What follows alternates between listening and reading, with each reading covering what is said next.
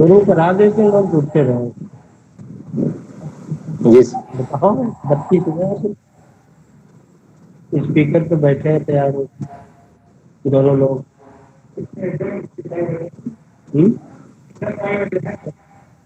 अभी अच्छा, ये बड़ी फास्ट है। अच्छा, तो 5 मिनट और कर लेते हैं।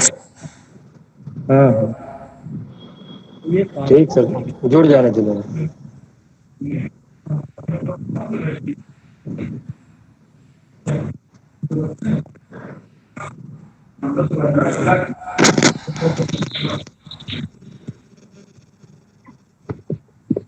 सर नमस्कार, मौसम कैसा है? अरे गोंडा का। नमस्कार सर जी, मौसम अच्छा है, बारिश भी हुई है। अच्छा, आपके यहाँ कैसा मौसम है? सब बढ़िया है, बढ़िया है। नमस्कार सर। नमस्कार सर। आज धूप खिली हुई है हमारी तरफ। हाँ सर, यहाँ भी बारिश हुई थी, लेकिन अब धूप खिल गई है आधे घंटे से। अच्छा जी अच्छा, जी, कल अच्छी बारिश हुई थी। बढ़िया है। जी जी, कल हमारे यहाँ बहुत बारिश हुई सर। अच्छा अच्छा, कल यहाँ पे भी बारिश हुई थी, 2-3 घंटे जी, बारिश। अभी बच्चे नहीं जुड़े हैं क्या पूरा?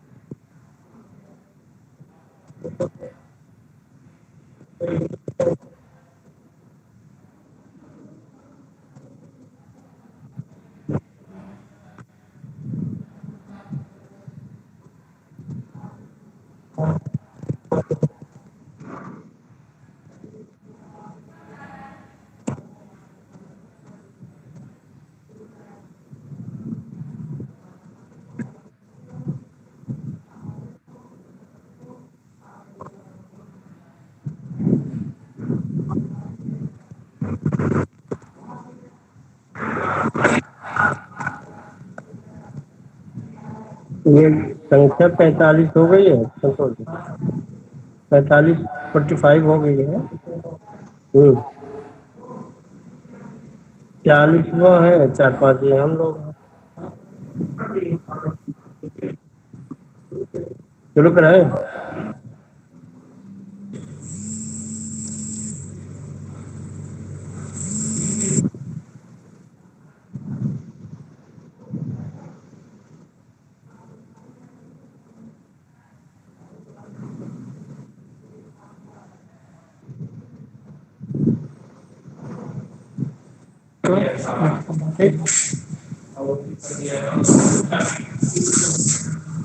Yes.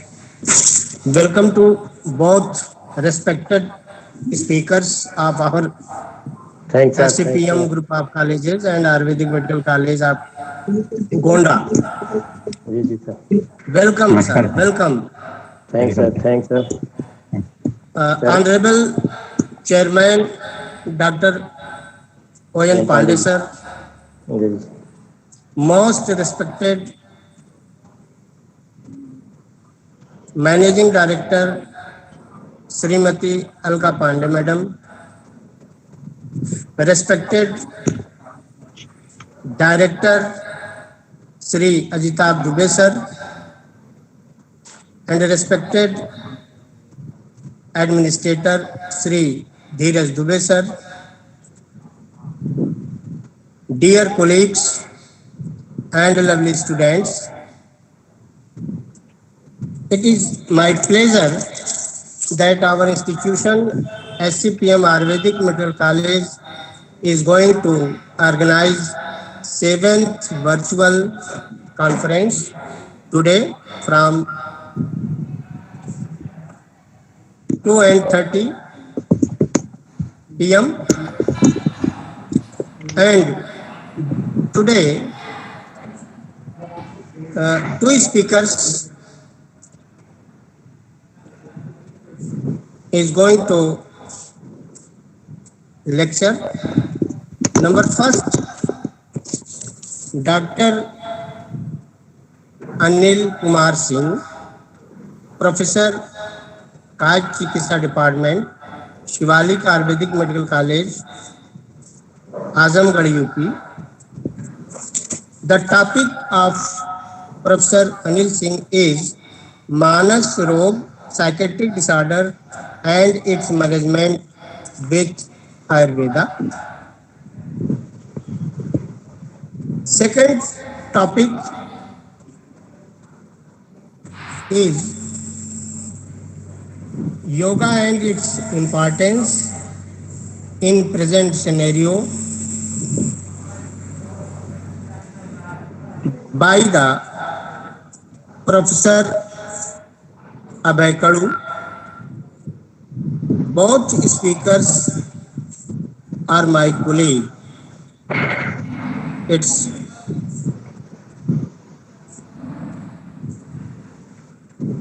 now I would like to request Dr. Anil Kumar Singh, please be okay start. Sir, okay Now. Sir, okay sir, okay sir. सबसे पहले मैं respected chairman sir SCPM group के doctor DN Pandey ji, managing director Alka madam जी, director Ajitabh जी, administrator धीरज जी और SCPM Ayurvedic medical college के principal और हमारे बहुत ही colleagues रहे हैं, साथ में सीनियर रहे हैं सर, बहुत सहयोग मिला है। प्रोफेसर अविनाश चंद्र श्रीवास्तव जी एवं other faculty members of SCPM group of institute एवं प्यारे बच्चों, मैं प्रोफेसर अनिल कुमार सिंह इस समय शिवालिक आयुर्वेदिक मेडिकल कॉलेज आजमगढ़ में चिकित्सा विभाग में प्रोफेसर हूँ। जैसा कि सर ने पहले ही आप लोगों को मेरा इंट्रो बता दिया है, मैंने BMS government Ayurvedic college Varanasi से संपूर्णानंद कैंपस में स्थित है वहाँ से किया और मेरा PG गुजरात आयुर्वेद यूनिवर्सिटी जामनगर से मैंने किया और इस समय आजमगढ़ में मैं हूँ शिवालिक आयुर्वेदिक मेडिकल कॉलेज में। आप सभी लोगों का बहुत बहुत धन्यवाद, आप लोगों ने हमको ऐसा अवसर दिया बोलने के लिए, ऐसा सेमिनार के योग्य समझा। तो जैसा कि मेरा टॉपिक है मानस रोग psychiatric disorders and it's management with Ayurveda. Sir, चूंकि मानस रोग या साइकेट्रिक एवं पीडिया ऐसे दो ब्रांच होती हैं जिसमें पेशेंट आके बैठ जाता है और डॉक्टर को खुद ही डायग्नोसिस करनी होती है, ना तो साइकेट्रिक पेशेंट पर्टिकुलर बता पाता है, ना ही पीडिया का कोई बच्चा बता पाता है, सर में दर्द है, पेट पकड़ के रोता है। दोनों के डॉक्टरों को ही निश्चित करना है कौन सी डिजीज है, क्या है, क्योंकि आपके यहाँ फर्स्ट बैच सेकेंड थर्ड ही चल रहा है, फाइनल ईयर है नहीं। क्योंकि मैं क्लिनिकल का टीचर हूँ फाइनल ईयर का, लेकिन मैं मानस रोग को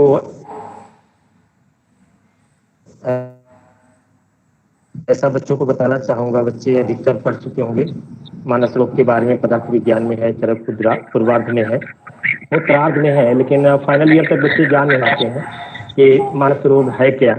हम थोड़ा उनको ब्रीफ कौन सी डिजीज है मानस रोग की, क्योंकि इस समय देखिए जैसे कि कोविड-19 का टाइम भी चल रहा है, इसके पहले भी बहुत सारे लोगों को मेंटल डिसऑर्डर से कोई सुसाइड कर लेता है, कोई डिप्रेशन में चला जाता है। बहुत सारे लोग एक बार मेडिसिन स्टार्ट होती हैं, लाइफ टाइम व्यक्ति मेडिसिन खाता जाता है और उसकी कंडीशन वर्स होती जाती है। इसलिए इसके बारे में बीच में थोड़ा मैं बताऊंगा, और जो भी अवेलेबल मेडिसिन हैं संहिताओं में उसके बारे में बच्चों को बताऊंगा, जिससे उनको आगे लाभ हो। कुछ योग हैं उसके बारे में। तो मैं सबसे पहले मानस रोग के बारे में स्टार्ट करता हूं कि मानस रोग है क्या, वास्तव में मानस रोग के बारे में बच्चों को क्या जानकारी है और मैं उनको क्या और ज़्यादा ज्ञान दे सकता हूं, इसके बारे में बताता हूं। सर, आयुर्वेदिक संहिताओं में मानस रोग मनोविज्ञान का किसी पर्टिकुलर स्थान पे वर्णन नहीं किया गया है। बृहत्त्रयी में यत्र तत्र सर्वत्र जो है मानस रोग शब्द आया हुआ है। किसी भी निदान में आप जाएंगे वहाँ आया हुआ है। चिकित्सा में, चिकित्सा सूत्र में हर जगह पे मानस रोग आया हुआ है, लेकिन पर्टिकुलर किसी स्थान पे जगह नहीं दी गई है।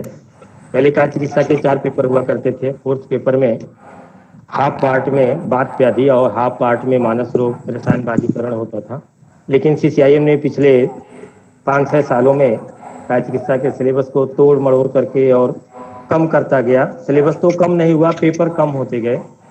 4 से 3 पेपर हो गया, इस समय 2 पेपर हैं। और मानस रोग को फर्स्ट सेकंड पेपरों के बीच में बिल्कुल टॉपिक वाइज तोड़ के फेंक दिया है, एक जगह पे भी नहीं है। चिकित्सा कहीं बताई जा रही है, मानस भाव कहीं बताए जा रहे हैं और मानस रोग कहीं बताए जा रहे हैं। पूरे टॉपिक को खत्म कर दिया गया है। तो मैं बच्चों को थोड़ा सा स्टार्ट करता हूँ मानस रोग, क्योंकि मानस रोग और मनोविज्ञान अलग से वर्णन नहीं किया गया है। मानस रोग जो है जहाँ साइकेट्रिक को बताता है, वहीं मनोविज्ञान साइकोलॉजी को बताता है। क्योंकि मानस रोग में जब भी बच्चों से हम क्लास में पूछते हैं मानस रोग क्या है, 3rd ईयर के बच्चे, तो उनको उन्माद अपस्मार के अलावा कुछ भी समझ में नहीं आता। हम बताना चाहते हैं बच्चों को कि मानस रोग रियल में उन्माद अपस्मार नहीं है, ये साइकोसोमैटिक डिसऑर्डर है, मनोदैहिक व्याधियां हैं जिसमें मानसिक लक्षण थोड़ा ज़्यादा दिखाई देते हैं, इसलिए उसको मानस रोग मान लिया जाता है। रियल में मैं अभी आपको बताता हूँ कि मानस रोग है क्या। चरक सूत्र 1 में बताया गया है, शरीरेन्द्रियम सत्तात्म संजोगे धार्य जीवितम नित्यग अनुबंधस्य पर्यायी आयु। जहाँ आयु की परिभाषा दी गई है वहाँ पे शरीर, इंद्रिय, मन और आत्मा, ये चारों के सम्यक योग को ही उसने आयु कहा है। और इसमें अगर 4 पार्ट में देखें, शरीर, इंद्रिय, मन और आत्मा में 3-4 पार्ट मानस के पार्ट ही हैं, एक पार्ट शरीर का आ रहा है।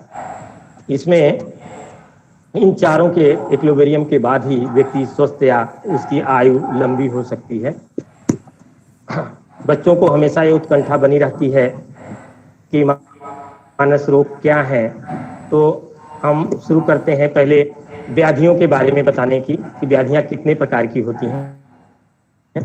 रियल में व्याधियां जो है 3 प्रकार की बताई गई हैं, जिसमें शारीरिक व्याधियां, मानसिक व्याधियां और मनोदैहिक व्याधियां।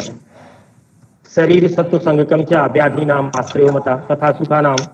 चरक सूत्र 1/55 में बताया है कि शरीर और सत्य यानी मन व्याधियों के आश्रय हैं और यही ही सुख के भी आश्रय हैं।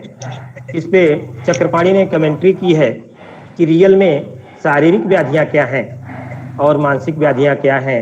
चक्रपाणी इस पे कमेंट्री करते हैं, यत् कुष्ठादयः शारीरियो कामादेस्तु मानसः उन्मादेश द्वयाश्रय। चरक सूत्र 1/55 पे चक्रपाणी की कमेंट्री है। यहाँ लिखते हैं कि कुष्ठ आदि जो शारीरिक व्याधियां हैं, यानी कुष्ठ, प्रमेह, ज्वर आदि ये शारीरिक व्याधियां हैं। काम आदेस्तु मानसः, काम आदि जो काम, क्रोध, लोभ, मोह है, ये मानस रोग या मानस व्याधियां हैं। और उन्माद आदेश या द्वयाश्रय, उन्माद, अपस्मार, ये जो हैं ये साइकोसोमैटिक या मनोदैहिक व्याधियां हैं। रियल में मन और शरीर एक ही यूनिट के दो पार्ट हैं। अगर कोई व्यक्ति लंबे समय तक शारीरिक व्याधि से पीड़ित होता है तो भविष्य में उसे मानसिक व्याधियां यानी मानसिक पार्ट भी इन्वॉल्व हो जाता है। इसको और आसानी से बच्चों को समझने के लिए कि मन और शरीर को एक दूसरे से कैसे इन्वॉल्व होते हैं, जैसे हम मान लें मन को अगर हम घृत मान लेते हैं क्योंकि प्योर पार्ट है, और शरीर को अगर हम बाउल या कटोरा मान लें, तो अगर कोई व्यक्ति मान लीजिए कि मानसिक रूप से बहुत दिनों से परेशान है, चाहे वो चिंता तनाव से परेशान है या सबकॉन्शियस माइंड में किसी प्रकार का भी तनाव ले रहा है, मानसिक रूप से वो परेशान है, तो जैसे घी को अगर गर्म करके और ठंडे कटोरे में डाल दिया जाए तो घी मेल्ट हो जाएगा, यानी जो है कटोरा भी गर्म हो गया। उसी प्रकार से अगर कोई व्यक्ति बहुत लंबे समय तक शारीरिक व्याधि से पीड़ित हो रहा है, जैसे मान लें कि कोई व्यक्ति रूमेटॉइड आर्थराइटिस से बहुत परेशान है, उसने बहुत सारी दवाइयाँ करा ली, बहुत सारे पैसे खर्च कर लिए, फिर भी उसे आराम नहीं मिल रहा है, धीरे धीरे वो आर्थिक रूप से और मानसिक रूप से कमज़ोर होने लगता है और उसका मानस पार्ट भी इन्वॉल्व हो जाता है। जैसे अगर कटोरे को हम गर्म कर दें और उसमें ठंडा घी डालें तो वो भी बाद में मेल्ट हो जाता है। यानी शरीर अगर लंबे समय तक परेशान हो रहा है तो मानसिक पार्ट और मानस पार्ट अगर लंबे समय तक परेशान हो रहा है या आप बहुत ज़्यादा चिंता तनाव सबकॉन्शियस माइंड में भी ले रहे हैं, कालांतर में हमारी शरीर जो है इन्वॉल्व हो जाती है और वो व्याधि साइकोसोमैटिक व्याधि बन जाती है या मनोदैहिक व्याधि बन जाती है, जिसे चरक ने चरक विमान 6 में बोल रखा है, ये चा विकारा परस्पर अनुवर्तमानानाम कजातित अनुबंधन्ति काम आदेश जोर्या आदेश्या।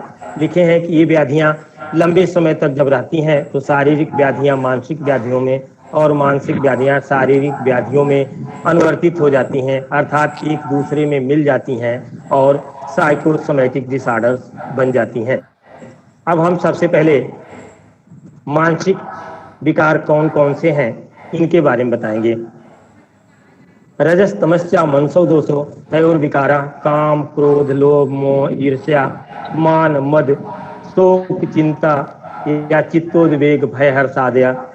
चरक विमान 6/5 में चरक ने लिखा है कि रज और तम ये दो मानस दोष हैं और इनके जो विकार हैं लंबे समय तक अगर व्यक्ति रज और तम के वर्धक निदानों का सेवन करता है तो जो काम क्रोध लोभ मोह ईर्ष्या मान मद शोक चिंता चित्तोद्वेग भय हर्ष आदि जो मानस भाव हैं, रियल में जब शरीर और मन इक्विलिब्रियम में रहते हैं, सामान्य अवस्था में रहते हैं, ये मानसिक भाव कहे जाते हैं। हर व्यक्ति के अंदर काम क्रोध लोभ मोह रहता है, लेकिन अगर किसी व्यक्ति को इतना ज़्यादा क्रोध आने लगा कि किसी व्यक्ति को देखते ही वो मारने लगे, इतनी ज़्यादा लालच बढ़ने लगी तो अमुक व्यक्ति की कोई भी चीज़ देख रहा है उसे लेने की इच्छा करने लगे, उसके अंदर अतिशय लालसा आने लगे, तो वो धीरे धीरे मानसिक रोग बन जाता है। कोई व्यक्ति आपको मार रहा है, आपका क्रोध करना उचित है, लेकिन अनावश्यक अगर आप बार बार क्रोध कर रहे हैं, हाई टेम्पर ले रहे हैं, तुरंत क्रोध कर रहे हैं, ये मानस रोग बन जाते हैं। यानी माइंड और बॉडी के सामान्य अवस्था में यानी इक्विलिब्रियम स्टेट में जितना तक आप सह सकते हैं वहाँ तक ये मानसिक भाव होते हैं और उसके बाहर जाने पे ये मानसिक विकार या मानस रोग बन जाते हैं। तो वास्तव में काम क्रोध लोभ मोह ईर्ष्या मान मद शोक चिंता उद्वेग ये ही मानस रोग हैं, जिन्हें हम नहीं समझ पाते हैं कि ये क्या है। ये मानस रोग हैं और स्टार्टिंग में यही व्यक्ति को उत्पन्न होते हैं, जिसके वजह से चाहे हाइपरटेंशन का व्यक्ति हो या किसी दूसरी व्याधि का व्यक्ति हो, सबसे पहले ये उसके मानस भाव विकृत होते हैं और मानस रोग के रूप में परिवर्तित होते हैं। आगे हम थोड़ा सा बच्चों को बताए हैं रजतम सत्व रजतम, ये प्रकृति कैसे बच्चे पहचान पाएंगे, क्योंकि प्रकृति मूल रूप में होती है। व्यक्ति जब पैदा होता है तो प्रकृति का निर्धारण उसी समय हो जाता है। हम प्रकृति को चेंज नहीं कर सकते हैं, चाहे वो शारीरिक प्रकृति बात पित्त कफ हो या मानसिक प्रकृति रजतम हो। ये जन्मजात होती हैं और जेनेटिकल आती हैं। टिल बर्थ ही बच्चा जब पैदा होता है तो अपनी प्रकृति जातिगत प्रकृति ले लेता है, जिसे बदला नहीं जा सकता है। अब मानस प्रकृति जो सत्य रजतम है, जिन्हें सत्य को मानस रजतम को मानस दोष और सत्य को मानस गुण कहा जाता है। इसको आसानी से समझने के लिए जैसे मान लीजिए कि कोई थिएटर रूम में बैठे हैं, बहुत सारे लोग हैं, कोई मूवी चल रही है और एकाएक कोई व्यक्ति कह देता है कि यहाँ पे बम रखा हुआ, कोई विस्फोटक रखा हुआ है, तो जो सत्व प्रकृति का व्यक्ति है वो उस भीड़ में से कहाँ पे विंडो है, कहाँ पे दरवाजे हैं, तत्कालिक इनका विचार करके और सही रास्ते से निकलने का प्रयास करेगा और निकल जाएगा। जो रज वाला व्यक्ति है, वो हाई टेम्पर वाला व्यक्ति है, जैसे ही कोई बोलेगा कि अमुक स्थान पे यहाँ पे बम रखा हुआ, विस्फोटक है, वो व्यक्ति किसी की आवाज़ नहीं सुनता और वहाँ से सबको दबाते कूदते फांदते बाहर निकल जाता है या वहाँ पे गिर जाए या दूसरे व्यक्ति से टकरा जाए। लेकिन जो तम प्रकृति का व्यक्ति है, जैसे ही उससे आप पता चला कि यहाँ पे बम रखा है, विस्फोटक रखा है, वो तुरंत वहाँ पे गिर जाता है। बिल्कुल उसको निर्णय लेने की क्षमता नहीं है, वो हो सकता है वो बेहोश हो जाए। ऐसे आसानी से प्रकृति को समझा जा सकता है।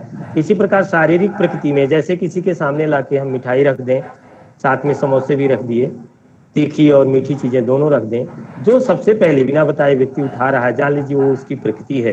प्रकृति का निर्धारण आसानी से किया जा सकता है। इस अनुसार जो सबसे ज्यादा आप पसंद करते हैं वो आपकी प्रकृति हुई। मधुर आप ज्यादा पसंद कर रहे हैं, बहुत ज्यादा खा रहे हैं, तो कफ डोमिनेट आपकी प्रकृति है। लेकिन अगर तीखी चीजें ज्यादा खा रहे हैं तो आपकी प्रकृति पित्त प्रधान हो सकती है। आगे हम आपको जो है कि शारीरिक व्याधियों में बता दिए, आपको मानसिक व्याधियां, मनोदैहिक व्याधियों में जो भी जो है कि बहुत सारी एक लंबी लिस्ट है इस समय मनोदैहिक व्याधियों के।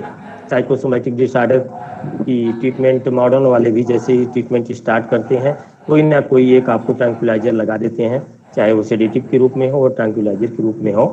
तो मनोदैहिक व्याधियां, ऐसा साइकोसोमैटिक डिसऑर्डर की एक बहुत लंबी लिस्ट है, जिसमें पर्सनालिटी डिसऑर्डर्स भी आ जाती हैं, लाइफ स्टाइल डिसऑर्डर्स भी, सारी लाइफ स्टाइल डिसऑर्डर्स, चाहे वो डायबिटीज हो, हाइपरटेंशन हो, इंसोम्निया हो, रूमेटॉइड आर्थराइटिस हो या एथेरोस्क्लेरोसिस हो, एक लंबी लिस्ट है। ये साइकोसोमैटिक डिसऑर्डर मनोदैहिक व्याधियां हैं, जिसमें जो है दवाओं के साथ साथ साइकिक पर्सन को भी ध्यान देना चाहिए। अब हम मानस रोग चिकित्सा पार्ट पे आते हैं। इसमें दिया है प्रसाम्यत औषधि पूर्वो देह जुक्ति व्यपाश्रया, यानी जितने भी शारीरिक रोग हैं उसमें औषधों से प्रयोग करते हैं, जबकि जितने मानसिक रोग हैं उसमें देव व्यपाश्रय, जुक्ति व्यपाश्रय और सत्वावजय चिकित्सा से ट्रीटमेंट करते हैं। सबसे पहले हम दैव व्यपाश्रय चिकित्सा देखते हैं। त्रिविधम औषधमिति दैव व्यपाश्रयम, जुक्ति व्यपाश्रयम, सत्वावजयम, तत्र दैव व्यपाश्रयम, मंत्र औषधि मणिमंगल, बल्य उपहार, होम नियम, प्राश्चित उपवास, स्वास्थ्यन, पाणिपाद गमनादि भी। दैव व्यपाश्रय चिकित्साओं में सारी और साइकोथेरेपी आती हैं, जिसमें मंत्र है बहुत प्रकार के। जब पेशेंट ठीक नहीं होता है तो डॉक्टर ये सलाह दे देते हैं आप ले जाइए इनको घर पे और इनको पूजा पाठ करवाइए। मंत्र चिकित्सा एक साइकोथेरेपी है, पेशेंट को थोड़ा सा साइकिक आराम मिलता है। औषधियाँ हैं, इसमें बहुत सारी जो औषधियाँ प्रयोग की जाती है वो हैं। मणियाँ आज भी बहुत सारे ग्रहों को शांत करने के लिए बहुत सारे लोग अंगूठियाँ अलग अलग पहनते हैं, वो मणियाँ हैं। मंगल कामनाओं के लिए जो भी यज्ञ वगैरह की जाती है ये मंगल है। बलि दी जाती है, कहीं कहीं पे जानवरों की बलि दी जाती है, कहीं कहीं पे सात्विक बलि के लिए आहार बनाए जाते हैं और देवताओं को अर्पित किए जाते हैं। किसी भी मुख्य त्योहार वगैरह पे हम लोगों के यहाँ भी पहले देवताओं के लिए अलग से निकाल दिया जाता है, वो बलि है। उपहार है, कोई योग्य व्यक्ति है उसके अनुसार आप जो उसको उपहार देते हैं वो उपहार कहा जाता है, उससे आपको बहुत मानसिक शांति मिलती है। अगर कोई व्यक्ति योग्य है और समय समय पे लोगों को उपहार देता है, लोगों का सेवा करता है, तो उससे मानसिक शांति मिलती है। होम है, बहुत प्रकार के जो द्रव्य होते हैं उनसे होम की जाती है। गांव में बहुत पहले लोग लोहबान वगैरह की धूप देते हैं, या आजकल धूप भी आती है, उसकी होम करते हैं। नियम है, नियम के अनुसार सारे आहार विहार नियम के अनुसार व्यक्ति को लेना चाहिए। प्रायश्चित है, व्यक्ति ने कभी जाने अनजाने में जो भी गलती कर दी है उसका अगर वो प्रायश्चित कर लेता है तो उसके पापों से उसको छुटकारा मिल जाता है। चित्तो उपवास है, छोटी छोटी व्याधियों में या बहुत सारे व्रत दिए गए हैं जिसमें उपवास कर लेने से जो भी अग्निमान होता है फिर से अग्नि प्रकोपित हो जाती है और डाइजेस्टिव पावर बढ़ जाने से व्यक्ति को किसी प्रकार की डिजीज नहीं होती है। स्वस्थयन है, स्वास्तिक पाठ करवाते हैं जिससे इसमें मानसिक शांति मिलती है। प्रणिपात गमनाद भी, जो भी श्रेष्ठ लोग हैं, गुरु हैं, ब्राह्मण हैं, अपने से श्रेष्ठ हैं, उनका अभिनंदन करना, उनका स्वागत करना। और गमनाद भी कह रहा है कि जो भी श्रेष्ठ स्थान है, जैसे हरिद्वार है, संगम स्थान प्रयागराज है, ऐसे स्थानों पे, तीर्थ स्थानों पे जाना चाहिए जिससे पूर्व जन्म के या इस जन्म के पापों का समाप्ति हो जाती है और व्यक्ति स्वस्थ रहते हैं। दूसरी चिकित्सा में जुक्ति विपाश्रय दिया गया है, जिसमें जुक्ति विपाश्रय पुनर्आहार औषध द्रव्याणाम योजना, इसमें आहार औषध की योजना करते हैं, किस प्रकार से अमुक आहार लेने से व्यक्ति बीमार नहीं होगा, किस प्रकार का गुरु या लघु आहार लेना चाहिए, किस व्याधि में क्या चीज़ें पथ्य हैं, क्या लेना चाहिए, क्या नहीं लेना चाहिए, इसके बारे में बताया जाता है। और औषध द्रव्याणाम, जो भी औषधि द्रव्य हैं, चाहे वो संशोधन द्रव्य हों या समन द्रव्य हों, उनका प्रयोग किया जाता है। ये चिकित्सक के ऊपर निर्भर करता है किस व्याधि में किस प्रकार की समन औषधियाँ दी जाएं और किस व्याधि में कौन सी संशोधन औषधियाँ या पंचकर्म के योग्य औषधियाँ दी जाएं। तीसरी प्रकार की चिकित्सा है सत्वावजय पुनर्अहिते भो अर्थे भो मनोनिग्रह, यानी मन का अहित अर्थों से रोकना ही सत्वावजय चिकित्सा है, क्योंकि मन जो है सदैव भागता रहता है। मन एक है, इंद्रियां 10 हैं, तो मन सारी इंद्रियों के साथ भागता रहता है। ऐसा हमें प्रतीत होता है कई मन है, लेकिन मन चूंकि अणु है, सूक्ष्म है और एक है, ये एक समय में कई इंद्रियों के साथ संपर्क बहुत ही सूक्ष्म समय में कर लेता है, जिससे हमें आभास होता है। क्लासरूम में हम बैठे रहते हैं, एक ही समय में हम सुन भी लेते हैं, देख भी लेते हैं, लिखते भी रहते हैं, तो ऐसा प्रतीत होता है कई मन है। लेकिन चूंकि मन एक ही है, इंद्रियों के साथ अति सूक्ष्म समय में, जिस प्रकार से कमल पत्र न्याय दिया हुआ है कि कमल के पत्तों को किसी भी पेनिट्रेटिंग चीज से उसको पेनिट्रेट किया जाए, एक साथ ऐसा लगता है सैकड़ों पत्तों का भेदन हो गया, लेकिन रियल में ऐसा नहीं, एक के बाद दूसरे पत्रों का ही भेदन किया गया होगा। तो इसी प्रकार से मन एक समय में एक से ज़्यादा इंद्रियों के साथ संपर्क बहुत जल्दी कर लेता है। तो मन को योग वगैरह से नियमित करते हैं, धीरे धीरे मन को नियंत्रित किया जा सकता है। जब आप मन को रोकना चाहते हैं, जैसे पूजा करने आप जाते हैं, उस समय मन और तेजी से हमारा भागने लगता है। इसीलिए पूजा की जो विधि बताई गई है उसमें बताया गया है कि व्यक्ति को चैंटिंग करके या बोल के पूजा करनी चाहिए, क्योंकि मन उसमें लिप्त हो जाता है, जिससे कहीं पे दूर नहीं जाएगा। आप पढ़ रहे हैं तो मन वहाँ पे स्थिर हो जाता है, और जैसे आप मनन करना शुरू करते हैं, मन तेजी से भागने लगता है। और मन को बताया गया है कि एक बिगड़े हाथी के समान है, हाथी वो भी बिगड़ी हुई हो तो मन को बड़ी मुश्किल से नियंत्रित किया जा सकता है। मन एवं मनुष्याणाम कारणम बंध मोक्षो, व्यक्ति के बंधन और मोक्ष का कारण मन ही है। अगर व्यक्ति अपने मन को नियंत्रित कर लेता है तो अपने दुखों पे वो विजय प्राप्त कर सकता है, क्योंकि सुख के लिए भौतिक साधनों की आवश्यकता नहीं होती है। बहुत सारे पैसे किसी व्यक्ति के पास हो जाएंगे, उससे सुख के साधन मिल जाएंगे, लेकिन सुख नहीं मिलेगा। सुख तो अपनी अनुभूति है, खुद को प्राप्त करना है, बाहर से कहीं से नहीं मिलती। दरअसल आदमी की आदत होती है, एक बार कोई वस्तु मिल जाती है तो उससे और बड़ा टारगेट बना लेता है, वो मिल जाती तो उससे और बड़ी टारगेट बना लेता है, जिससे वो सदैव दुखी रहता है। व्यक्ति को वर्तमान पे ज़्यादा विश्वास करके वर्तमान समय में जो भी उसके पास साधन है उसका उपभोग करते हुए भविष्य के बारे में सोचना चाहिए। वो काम करने चाहिए जिससे मन और शरीर में इक्विलिब्रियम बना रहे, एक लेवल तक आप तनाव दें। ऐसा ना हो कि आप गाड़ी चला रहे हैं, ब्रेक और एक्सीलेटर दोनों एक साथ लगा रहे हैं। बहुत सारे लोग आजकल आते हैं मानसिक व्याधियों से पीड़ित हैं।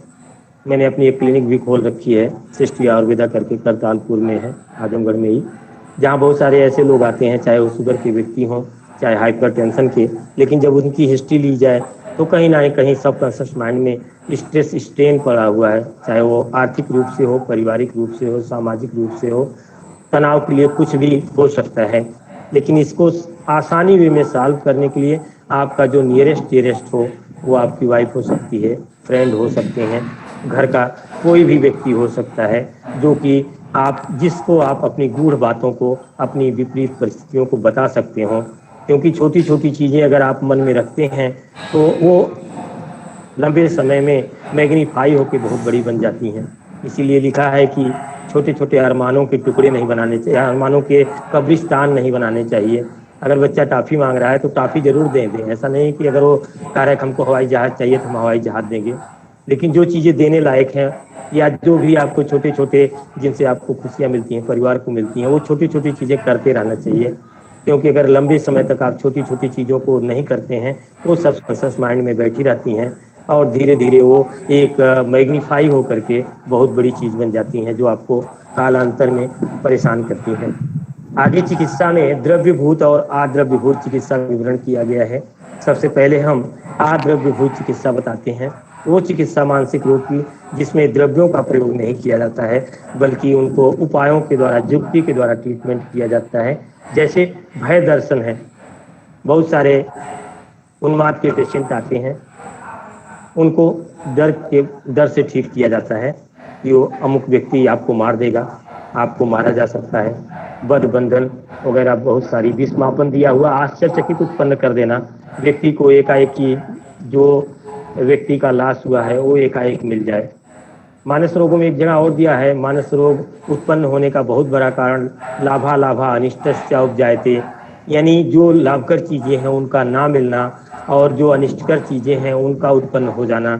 जैसे किसी व्यक्ति का बहुत ही नियरेस्ट डियरेस्ट व्यक्ति का लाश हो जाए, उसकी बहुत बड़ी प्रॉपर्टी है, उसका एकाएक लाश हो जाए, आर्थिक रूप से लाश हो जाए, पारिवारिक रूप से अगर उसका लाश हो जाता है तो व्यक्ति को मानसिक रोग परेशान कर सकते हैं। उसी प्रकार से कोई अनिष्ट घटना हो जाए, व्यक्ति ने कोई बिजनेस किया है, एकाएक उसका लाश हो जाए, या जो नहीं चाहता ऐसी परिस्थितियां उत्पन्न हो जाएं तो वो परेशान हो सकता है।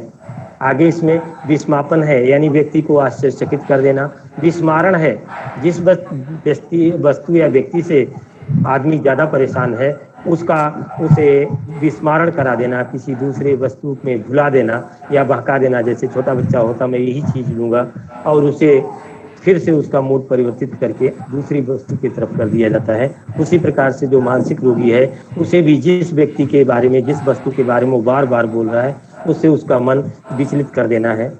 और क्षोभन है, मन और शरीर में क्षोभ उत्पन्न करना। हर्षण है, अगर वो दुखी है तो उसे हर्ष उत्पन्न कर देना। बध है, किसी व्यक्ति को मारना पीटना। बंधन है, बांधना। ये चीज़ें बहुत हाईली जो साइकेट्रिक पेशेंट हैं उनके ऊपर प्रयोग किए जाते हैं।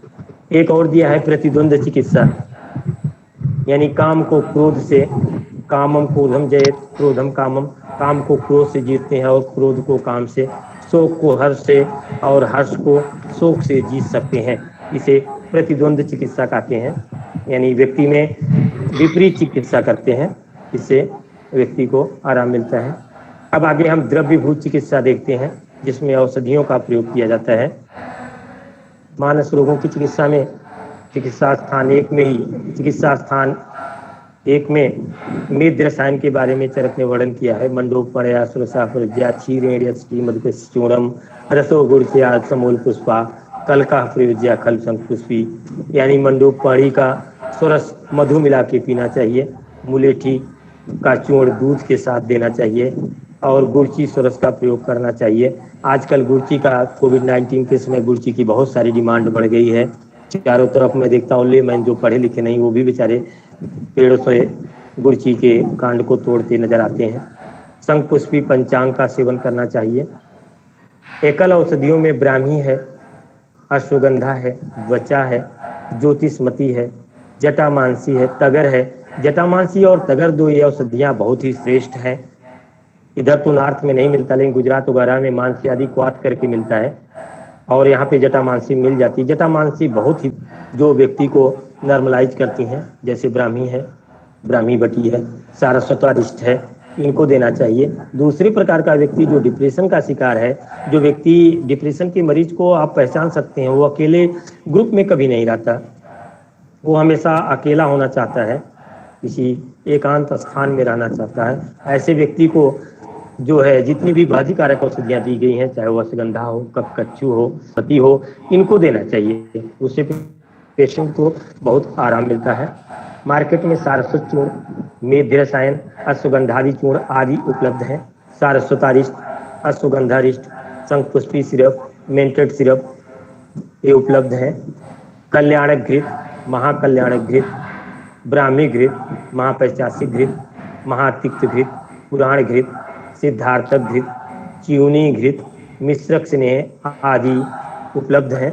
स्मृति रस, बात गजांकुश रस, उन्माद गज केसरी रस, चतुर्भुज रस, चतुर्मुख रस आदि उपलब्ध हैं। अब आगे हम समन चिकित्सा के बाद शोधन चिकित्सा का देखते हैं, जिसे चूंकि शोधन चिकित्सा को रियल चिकित्सा बताया गया है कि व्यक्ति में अगर शोधन करा दिया जाए तो दोषों का मूल रूप से नाश हो जाता है। जिस प्रकार वृक्ष की शाखाओं को काट देने पे उचित परिस्थितियां आने पे फिर से वृक्ष में शाखाएं निकल जाती हैं, उसी प्रकार से अगर दोषों का थोड़ा सा आप नाश करते हैं तो फिर से वो शरीर में रह जाते हैं और फिर से संकलित होकर व्याधि को उत्पन्न कर देते हैं। इसलिए शोधन चिकित्सा कराना चाहिए। शोधन चिकित्सा का चाहे उन्माद हो, अपस्मार हो, तत्वाभिनिवेश हो, सब में शोधन चिकित्सा बताई गई है। इसमें वमन विरेचन, स्थापन बस्ती है, निरोध बस्ती है, नस्य में अणु तेल, खडबिंदु तेल का नष्ट दे सकते हैं। मानस रोगों में शिरोधारा जिसे ब्राह्मी तेल, 10 मूल तेल, 10 मूल क्वाथ से दे सकते हैं, या कुछ नहीं अगर मिल रहा है, पेशेंट पुअर है, तो आप प्लेन केवल गुनगुने पानी से भी दे सकते हैं कि ट्रैंक्विलाइजर का इफेक्ट देता है। सिरो पिचू करा सकते हैं, सिरो बस्ती है, सिरो अभ्यंग है, इनका प्रयोग कराना चाहिए। अब हम ये सामान्य रूप चिकित्सा बताने के बाद थोड़ा सा जो कि फाइनल ईयर के बच्चों के लिए लाभदायक होगा, उन्माद जो उनके टॉपिक में है, उन्माद है, अपस्मार है, अतत्वाभिनिवेश, 3 प्रकार की व्याधियां मेनली इनके सिलेबस में आगे फाइनल ईयर में डाली गई हैं, जिसमें उन्माद को थोड़ा सा शार्ट में देख लेते हैं। सारी व्याधियों को डिटेल बताना मुश्किल है और बच्चे भी फाइनल ईयर के नहीं हैं तो उनके लिए बहुत लाभदायक नहीं होगा। रियल में 2 प्रकार की मॉडर्न के हिसाब से साइकोसिस और न्यूरोसिस 2 प्रकार के मेंटल डिसऑर्डर्स होते हैं, जहाँ पे साइकोसिस में जो है कि सिंड्रोमिक कैरेक्टर्स आते हैं, एनाटॉमिकल डिस्टर्बेंस कुछ नहीं मिलता है, जबकि न्यूरोसिस में न्यूरल इन्वॉल्वमेंट होता है या बड़ी मानसिक बीमारियां उत्पन्न होती हैं। उन्माद को साइकोसिस बोलते हैं। उन्माद के बारे में चरक में लिख रखा है, उन्मादम पुनर्मनोबुद्धि संज्ञा स्मृति भक्तिशील चेष्टा आचार विभ्रम विद्यात। उन्मादम पुनर्मनोबुद्धि संज्ञा ज्ञान स्मृति भक्तिशील चेष्टा आचार विभ्रम विद्यात। यानी उन्माद में चरक ने बोल रखा है कि 8 जो मानस भाव हैं, जैसे इसमें मन जो डिसीजन, मन है, बुद्धि है, बुद्धि डिसीजन पावर का काम होता है। उसके बाद संज्ञा ज्ञान या ओरिएंटेशन जिसे बोलते हैं, अमुक व्यक्ति का क्या नाम है, स्मृति मेमोरी है, भक्ति है डिजायर या आपकी इच्छाएं जो हैं, शील हैबिट या टेम्परामेंट है, चेष्टा एक्टिविटी है, और आचार कोड और कंडक्ट है। ये जो 8 मानस भाव हैं, इनमें विभ्रम हो जाता है, जिसके कारण जो है उन्माद या साइकोसिस उत्पन्न होती है। इनको ट्रीटमेंट करने के लिए औषधियां हमने पूर्व में बता दी हैं, उन्हीं औषधियों का प्रयोग करते हैं। मॉडर्न में बहुत सारी औषधियां, चाहे एंटीसाइकोटिक ड्रग्स हों या कॉग्निटिव बिहेवियरल थेरेपी दी जाती है, पेशेंट की प्रॉपर काउंसलिंग की जाती है। कॉग्निटिव बिहेवियरल थेरेपी में काउंसलिंग से लेकर के उसको किस प्रकार से रहना चाहिए, सारी चीज़ें बताई जाती हैं। इलेक्ट्रोकन्वल्सन थेरेपी मॉडर्न वाले ज़्यादा देते हैं, जो अपने शॉक थेरेपी के आसपास है, जिसमें इलेक्ट्रिक करंट का साथ देते हैं। व्यक्ति का मन अपने स्थान से विचलित हुआ है, वो अपने स्थान पे आ जाता है। कभी कभी हम मूवी वगैरह में देखते हैं, एक्सीडेंट हुआ और उसकी मेमोरी लॉस हो गई और फिर बाद में एक एक्सीडेंट और होता है, फिर से मेमोरी आ जाती है। तो इलेक्ट्रोकन्वल्सन थेरेपी उसी प्रकार की है, शॉक देते हैं और जो मेमोरी उसकी डिसअपीयर हो गई है वो फिर से, या मन अपने स्थान पे आ जाता है और अपनी इंद्रियों के साथ सम्यक संवाद संबंध करने लगता है, जिससे उसे फिर से ज्ञान होने लगता है। आगे जो है अपस्मार है। अपस्मार में इपिलेप्सी है। इपिलेप्सी एक ऐसी व्याधि है जिसकी डायग्नोसिस ही नहीं हो पाती है। जब पेशेंट को कभी 2 साल में, कभी 2 महीने में, 1 साल में, 3 महीने में, इसका इंक्यूबेशन पीरियड ही पता नहीं चल पाता है। व्यक्ति का जब भी कराया जाता है, कुछ भी जो है कि उसको आता नहीं, चाहे सीटी स्कैन करवा लिया जाए या कुछ भी करवाया जाए, पेशेंट को कुछ पता नहीं चलता। बार बार बच्चे पूछते हैं कि सर इसका जो है कि किस प्रकार से ये उत्पन्न होता है। तो चरक ने दिया है अपस्मारम पुनः स्मृति बुद्धि सत्व संपलत्वात् विभस चेष्टा चाक्षते। कार्य अपस्मार में स्मृति बुद्धि और मन जो है ये तीनों का लोप हो जाता है। कुछ समय के लिए प्रॉपर काम नहीं करते, जिससे बेहोरा या पूर्व कह सकते हैं। जिस व्यक्ति को एपिलेप्सी आती है उससे पहले ही थोड़ा सा पता चलना शुरू हो जाता है कि मुझे कुछ हो रहा है, मेरी आंखों के सामने अंधकार आ रहा है, और धीरे धीरे व्यक्ति जो है कि टॉनिक क्लोनिक जो उसकी मसल्स होती हैं उनमें पहले कंट्रैक्शन होता है, फिर रिलैक्स होती हैं, और दोषानुसार व्यक्ति को किस प्रकार का अपस्मार है, वातिक पैथिक या कफज है, उसके अनुसार व्यक्ति में चेष्टा आ जाती है और फिर व्यक्ति ठीक हो जाता है। अगर उससे पूछा जाए कि आपको क्या हुआ था, वो बता नहीं पाता है। उसको यही कहता है कि मेरी आंखों के सामने एकाएक अंधकार आ गया, जैसे मुझे कुछ दिखाई ही नहीं दे रहा है, और धीरे धीरे मेरा होश खत्म हो गया। वो कुछ बता नहीं पाता। इसके बारे में चरक ने चरक चिकित्सा 3 ज्वर प्रकरण में लिखा है, अधिशेते यथा भूमि बीजम काले चा रोहति अधिशेते तथा धातु दोषा काले चा कुप्यंती। कह रखे हैं कि जिस प्रकार से जमीन में पड़ी हुई बीज पड़ी रहती है, जैसे ही उसकी ऋतु आती है, गेहूं की बीज मार्च में, गेहूं मार्च अप्रैल में काटा जाता है, पड़ी रहती है, अगले सीजन नवंबर आता है, अपने आप बीज उत्पन्न हो जाती है। इसी प्रकार अन्य पौधों की बीजें पड़ी रहती हैं और अपने समय पर के उत्पन्न होकर के नया पौधा बना देती हैं। उसी प्रकार कह रहे हैं अधिशेते तथा धातु दोषा काले चा प्रकृति। उसी प्रकार से दोष धातुओं में पड़े रहते हैं और जब इनकी मात्रा अधिक हो जाती है ये प्रकुपित होते हैं और अपस्मार जैसे जो वेव होते हैं उन्हें उत्पन्न करते हैं। अपस्मार में भी दिया है बातिकम बस्ती भूयिष्टम पैतिकम प्राया विरेच नहीं है श्लेष में कई बमने ही प्राया अपस्मारम उपाचरेत। यानी अगर बातिक प्रकार का अपस्मार है तो आपको बस्ती देनी है, पैतिक प्रकार का है तो विरेचन देना है, श्लेष्मिक प्रकार का है तो बमन कराना चाहिए। एक और दिया कपिला नाम गवा नाम मूत्रम नावनम परम। अगर व्यक्ति को नस्य के रूप में कपिल वर्ण की गाय के मूत्र का प्रयोग किया जाए तो उसमें भी आराम मिलता है। दवाओं में स्मृति सागर रस है, भूत भैरव रस है, स्वर्ण भस्म, रौप भस्म, अपरक भस्म, इनको एक प्रॉपर कॉम्बिनेशन में देने से आराम मिलता है।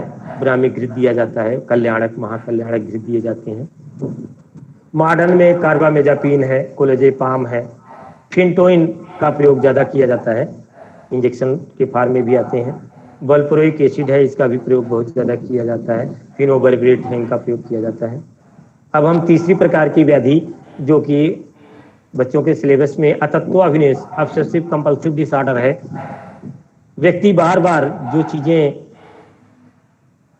नहीं हैं उनकी चेष्टा करता है। दिया है विस्मः कुरुते बुद्धि नित्यानित्य हिताहिते। बुद्धि विषम हो जाती है, जो नित्य चीजें हैं उसे अनित्य समझता है, जो अनित्य है उसे नित्य समझता है, जो हितकर चीजें हैं उसे पेशेंट अहितकर समझता है, जो अहितकर है उसे हितकर समझता है। यानी बुद्धि का विभ्रम हो जाता है, इसे स्प्लिट पर्सनालिटी कहते हैं। ये एक ऐसा विकार है, लिखा है का तत्वाभिनिवेशो मानसो विकारा सहचा सर्व व्याधि नाम दुख हेतवा गद उच्चते। यानी जितनी भी व्याधियां हैं इसमें सबसे जो कठिन व्याधि है या असाध्य व्याधि है वो अतत्वाभिनिवेश है, जिसे स्प्लिट पर्सनालिटी कहते हैं। व्यक्ति जल्दी ठीक नहीं होता है। इसमें भी वही कॉग्निटिव बिहेवियरल थेरेपी, साइकोथेरेपी है, कन्वर्सन थेरेपी है, म्यूजिक थेरेपी, डांस थेरेपी, ये सब का प्रयोग किया जाता है। ये सारा रहा मानस रोग के बारे में, और हमें उम्मीद है कि बच्चों को कुछ जरूर इसका लाभ मिलेगा। मॉडर्न पार्सन हम और नहीं लेना चाहिए क्योंकि 45 मिनट में हम बहुत ज़्यादा अब व्याख्या नहीं कर सकते और बच्चों को भी बहुत समझ में नहीं आएगा। तो हमने अपना जो भी समराइज करके बच्चों को बता दिया। हमें उम्मीद है कि कुछ ना कुछ बच्चों को जरूर लाभ मिला हुआ होगा। धन्यवाद।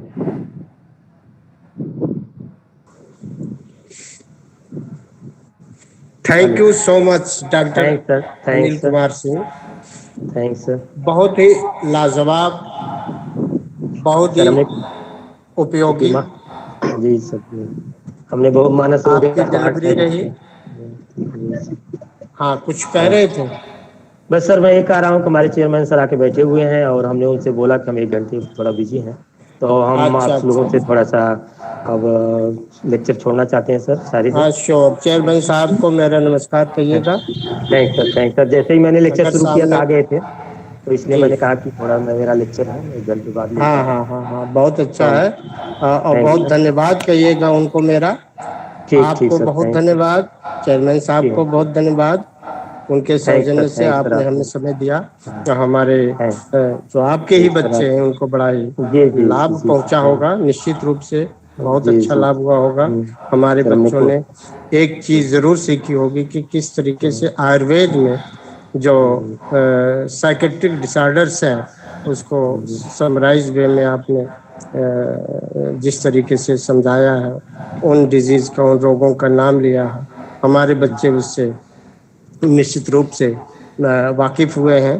और उसके बारे में जो चिकित्सा का आपने बताया, चिकित्सा जिस तरह जो क्लासिफिकेशन करके आपने मनोचिकित्सक के रूप में आपने मानसिक रोगों की चिकित्सा बताया है, उसे क्लासिफिकेशन दिया है, बाकायदे आपने उसका वर्गीकरण करके अलग अलग प्रकार से जो चिकित्सा बताई है, हमारे बच्चे निश्चित रूप से लाभान्वित होंगे और उनको हाँ एक सर। बेस जरूर मिला होगा आज। ये सब में कम था, नहीं तो तो मैं पीडीएफ हम ये बना के चाह रहे भिजवा थे कि देता जी। आयुर्वेद का एक बहुत बढ़िया लेक्चर हो। आपने बहुत बहुत कुछ थैंक्स वैसा सर, ही किया थैंक्स है। सर सो आपके। आपका बहुत बहुत थैंक्स धन्यवाद, सर, बहुत बहुत थैंक्स। धन्यवाद। Thank you okay, doctor. Thanks. Now, I would like to request Thank you, sir. to the Dr. Abekadu sir, Yes, sir. please Yes. kindly deliver your lecture and Yes. Yes. हाँ, PPT please हमारी start. लगे। जी जैसे PPT से शुरू करेंगे। Singh sir, congratulation, बहुत अच्छा आपने डेमोन्स्ट्रेशन दिया मानस रोग के बारे में। Hello hello sir. जी सर। हेलो हाँ हाँ सर। सर, पीपीटी चालू कर दीजिए। हाँ सर, एक सेकंड फर्स्ट एक स्लाइड। हो रहा है। जी जी। तो क्या आपको स्लाइड दिख रहा है? नहीं, अभी आए नहीं सर। हाँ, आ गया। आ गया सर। हाँ, फर्स्ट स्लाइड प्लस योग की प्रीवियस सर एक स्लाइड। सेकंड एक सेकंड।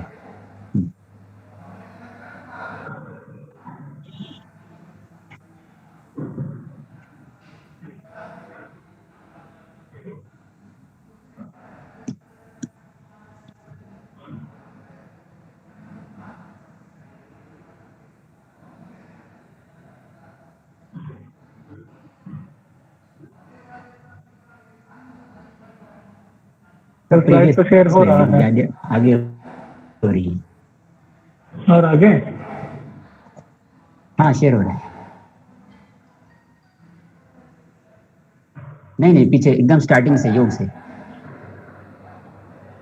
फर्स्ट ये स्लाइड, उसके पहले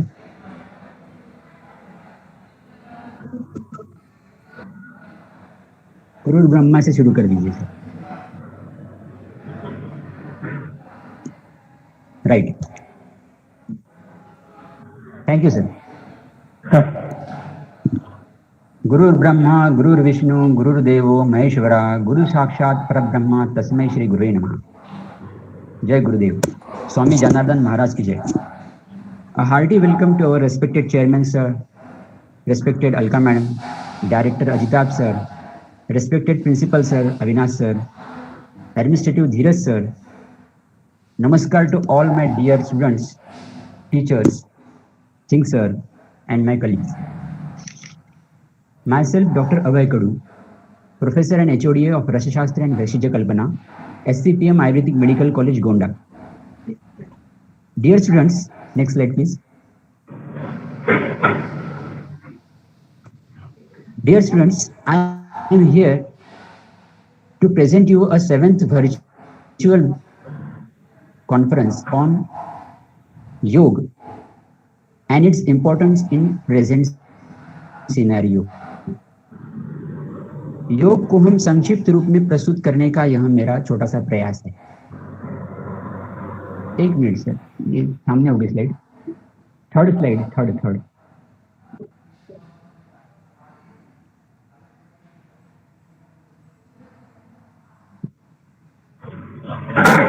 ओके, स्लाइड तो मूव हो रहा है सर। हाँ स्लाइड थोड़ा सा आगे चलो, उसको रोकना पड़ेगा वो।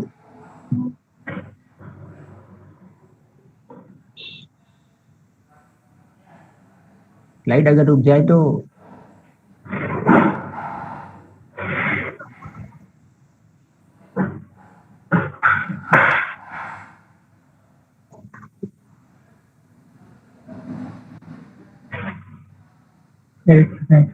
आता है, स्लाइड थांबून नाही राहिली।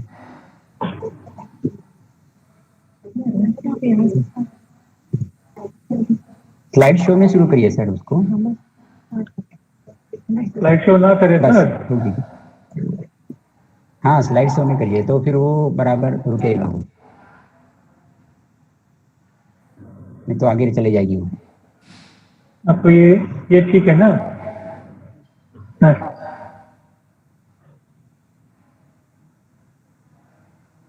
हाँ ये ठीक है, ये थोड़ी कट रही है, आधी कट रही है ये। हाँ ये ठीक है, अभी ठीक है। ओके शुरू करूँ? हेलो, हाँ सर, हाँ शुरू करिए। हेलो, आवाज हाँ सर शुरू करिए, शुरू। हाँ yes you are audible sir.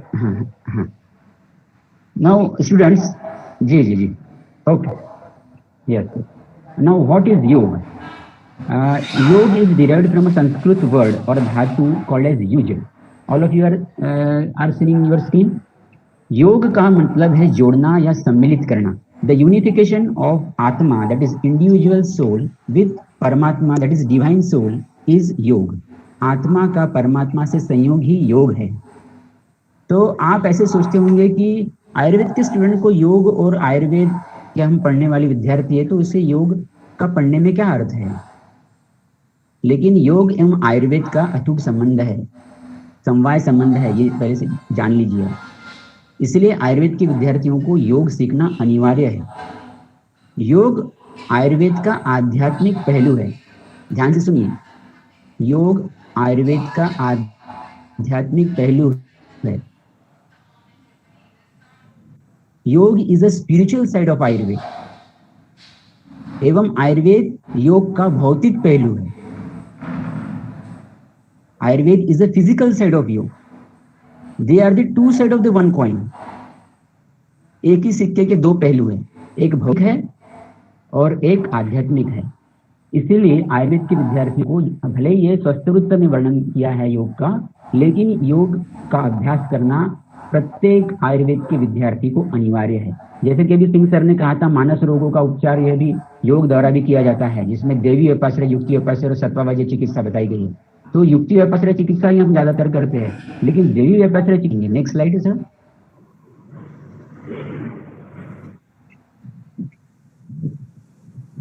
According to Maharshi Patanjali, checking the impulse of mind is योग।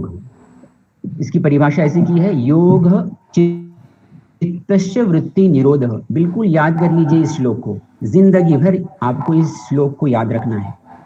सेकंड परिभाषा देखिए, to be discipline is yoga, अतः योग अनुशासनम।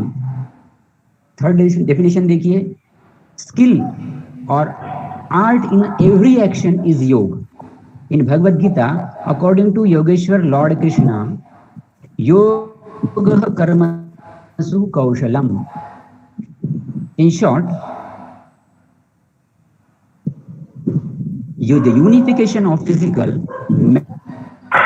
mental, intellectual and spiritual aspect of human being is योग। इति प्रणववाचकः योग भवति दुःखहरणम्, योग भवति दोषहरणम्। ऐसी इसकी व्याख्या की गई है। योग विद्या यानी प्राण विद्या। प्राण ही जीवन है, प्राण का संरक्षण, प्राण का वितराय, ऐसी इसकी व्याख्या की है। Next slide please sir, next slide. Is yoga is our heritage and culture.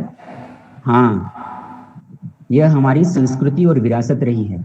World health organization UNO has declared that yoga is Indian culture and heritage. Authentically, that history of yoga is as old as Indian history, that is from prehistoric or pre-Vedic period, since Indus Valley civilization. Yoga was performed during that period also. यानी सिंधु घाटी सभ्यता से योग की परंपरा चलती आ रही है। यह एक मालूमात करने के लिए यह स्लाइड बताई है मैंने, लेकिन योग का इतिहास वेदों के इतना ही पुराना है, यह अपने को इसमें से निष्कर्ष मिलता है। Next slide.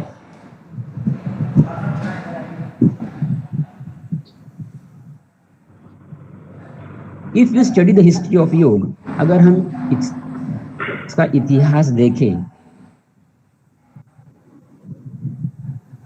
तो various yogic practice and their physiological effects are mentioned in Veda, that is in Rigved, Upanishad, Ramayana, Mahabharata. But all the credit goes to Maharshi Patanjali, who has given Ashtanga Yoga Sutra approximately 147 years before Christ. ईस्वी सन सबसे पहले महर्षि मुनि योग का प्रणीत योगेन चित्तस्य पदेन वाचाम मलम शरीरस्य च वैद्यतेन योपाम करोतम प्रवरम मुनिनाम पतंजलिम प्रांजलि राणतोस्मि। चित्त की शुद्धि योग से, वाणी की शुद्धि व्याकरण से और शरीर की शुद्धि वैदिक शास्त्र से या आयुर्वेद से, ऐसे तीनों शास्त्र के रचयिता या प्रणेता महर्षि पतंजलि को मेरा प्रणाम। अब आप सोचेंगे कि चित्त की शुद्धि तो योग ठीक है, महर्षि पतंजलि जी ने इसका आविष्कार किया, लेकिन वाणी की शुद्धि तो व्याकरण तो पाणिनि महर्षि ने किया है इसका आविष्कार, और शरीर की शुद्धि तो भगवान धन्वंतरी जिन्हें आयुर्वेद प्रवर्तक जिन्हें कहा जाता है उन्होंने आविष्कार किया है। फिर तीनों के प्रणेता और रचयिता महर्षि पतंजलि कैसे हुए? तो महर्षि पतंजलि ने ही सर्वप्रथम अष्टांग योग सूत्र में आयुर्वेद, इसमें अब आवाज नहीं दे सकते, आवाज देना तो व्याकरण शास्त्र, योग शास्त्र तीनों को सम्मिलित किया। नहीं, इससे नहीं दे इसीलिए संपूर्ण श्रेय हम अष्टांग योग का तो इसमें दे देंगे। इसमें देखिए महर्षि पतंजलि को देते, महर्षि पतंजलि को भी देते हैं। अगर हम मॉडर्न पीरियड का अगर विचार करें तो Swami Vivekananda made yoga very popular in India. Patanjali कहाँ के रहने वाले थे? सिमिलरली पतंजलि कहाँ जन्म हुआ? स्वामी योगानंद, रमन महर्षि, Iyengar, sir Aurobindo, Janardan Swami, and now Baba Ramdev is putting his endless effort. नहीं सर, पिछले साल महर्षि पतंजलि ने ही अष्टांग योग सूत्र का वर्णन किया है। अष्टांग योग में यम, नियम, आसन, प्राणायाम, प्रत्याहार, धारणा, ध्यान, समाधि जो अष्टांगानी करके यह सूत्र आया है, श्लोक आया है।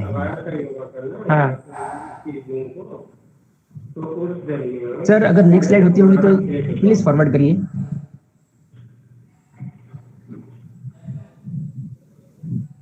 यह है महर्षि पतंजलि।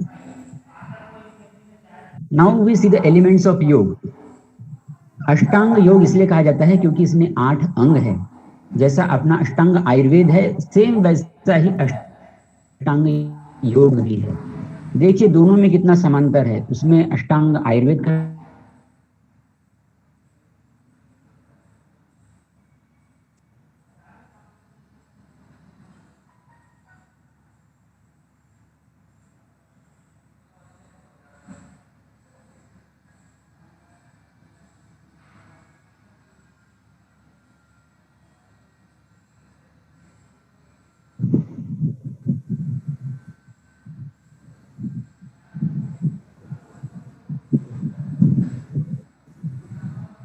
हेलो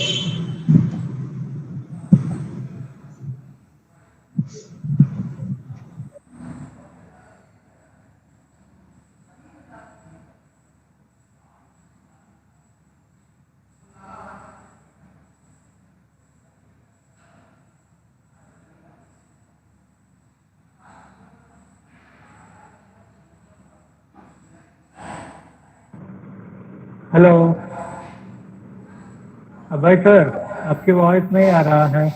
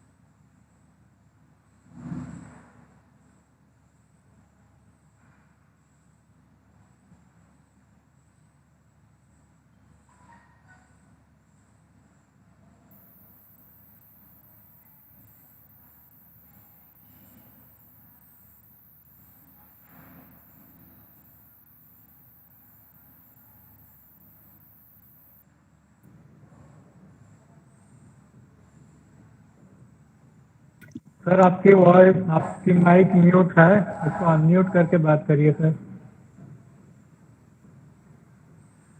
हाँ हाँ, आ रही है आवाज? Yes sir, yes sir, hello. Okay. हाँ सर, नो ओके।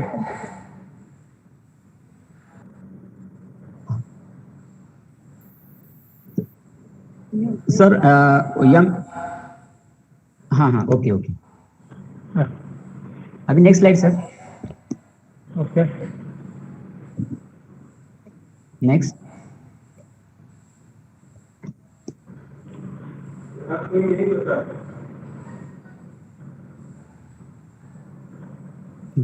हाँ, और प्रत्याहार, धारणा, ध्यान, समाधि होगी अंतरंग साधना। ये मैं बता रहा था, ये 8 पुष्प है।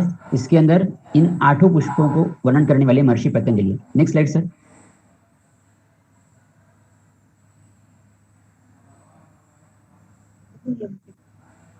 Next.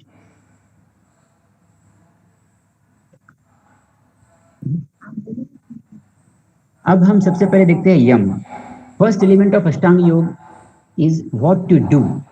It consist of 5 moral conducts: सत्य, अहिंसा, आस्तेय, ब्रह्मचर्य, अपरिग्रह, यम। सत्य मीन्स ट्रूथफुलनेस, ईश्वर के प्रति हम ट्रूथफुल रहे। ट्रूथ इज कभी मरता नहीं, अमर है।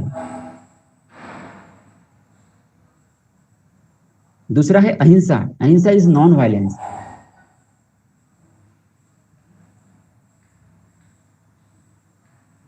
तीसरा ब्रह्मचर्य, not to do any deed और not to take any diet that stimulate sexual Dzire.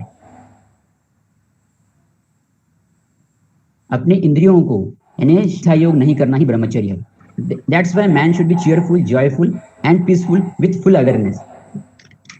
Next slide. नियम। नियम are related to the individual body senses. These are also have 5 moral of conducts. शौच, संतोष, स्वाध्याय, ईश्वर, प्राणी, धनानि, नियम। सबसे पहला है शौच। Shaucha means purity of mind and body. Cleanliness is next to godliness, ऐसे हम कहते हैं। आज कोविड-19 का जो एक जनपदवंश आया है, उसमें सबसे पहले हमारे को यही नियम सिखाया जाता है, और या हम यही नियम सिखाते हैं लोगों को कि अपने हाथ स्वच्छ धो। इसमें कम से कम 20 सेकंड तक हाथ को साफ करना है। तो shaucha means purity of body as well as mind. जहां स्वच्छता है वहीं ईश्वर का वास है। यह पहला नियम है,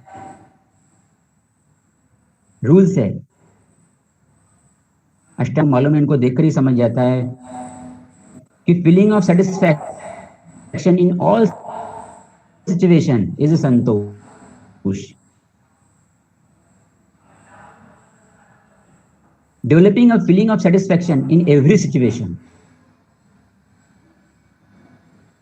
हमेशा खुश रहना, हमेशा समाधि, achieve goal in every situation every time करते रहना। चौथा है स्वाध्याय, to study the great Vedas, Upanishad. मुस्लिम बांधों के लिए वह कुरान ग्रंथ का पठन करना चाहिए। For students to study our traditional system of medicine, that is Ayurveda. Fourth is Ishwar pranidhan, to dedicate all the deeds to the god. सबका सार यही है, सब नियम के सिद्धांत यही है। चाहे आप कोई भी कास्ट, रिलीजन, क्रीड या ब्रीड के रहो, हिंदू, मुस्लिम, बौद्ध, सिख, ईसाई, चाहे इस्लाम हो, चाहे जैनिज्म हो, चाहे बुद्धिज्म हो, चाहे ज़ेंड एविस्टा पारसी लोगों का हो, चाहे होली बाइबल हो, चाहे गुरु ग्रंथ साहिब हो, सभी में यह यम और नियम का अंतर्भाव किया है। बल्कि मैं तो ये कहूँगा कि जितने भी संत सूफी हुए हैं, उन्होंने अष्टांग योग के इस यम और नियम का पालन करके ही पूरी दुनिया को संबोधन किया है, पूरी दुनिया को मार्गदर्शन किया है। इसलिए rules and regulation is always necessary in everyone's life. अहिंसा, सत्य, आस्तेय, ब्रह्मचर्य, अपरिग्रह, यम, शौच, संतोष, स्वाध्याय, तप, ईश्वर प्राणिधान, यह बिल्कुल लर्न बाय हार्ट कर लीजिए, हमें लिखने में कोई तकलीफ नहीं। नेक्स्ट वो है आसन। Next slide sir. आसन सभी को मालूम है, रिसेंबल द पोजीशन और पोस्चर ऑफ बॉडी। इसका अगर हम इसकी परिभाषा देखें तो स्थिर सुखम आसनम कहते हैं। To sit in easy posture is asanam. प्रयत्न शैथिल्य अनंत समापत्तिभ्याम, प्रयत्न पूर्वक शरीर को शिथिलता के समीप ले जाना इज आसनम। तदो द्वंद्वाभिघात। तीसरी परिभाषा देखिए, चित्त शरीर के द्वंद्व को मिटाना ही आसन है। चौथी परिभाषा क्या है? यथाशक्ति निरंतरम, to do according to your own capacity. लेकिन नित्य नियम से करना है, रोज करना है, इसी को आसन कहते हैं। Next slide sir. चौथा पुष्प है pranayama. All of you know it's very well. Next slide sir.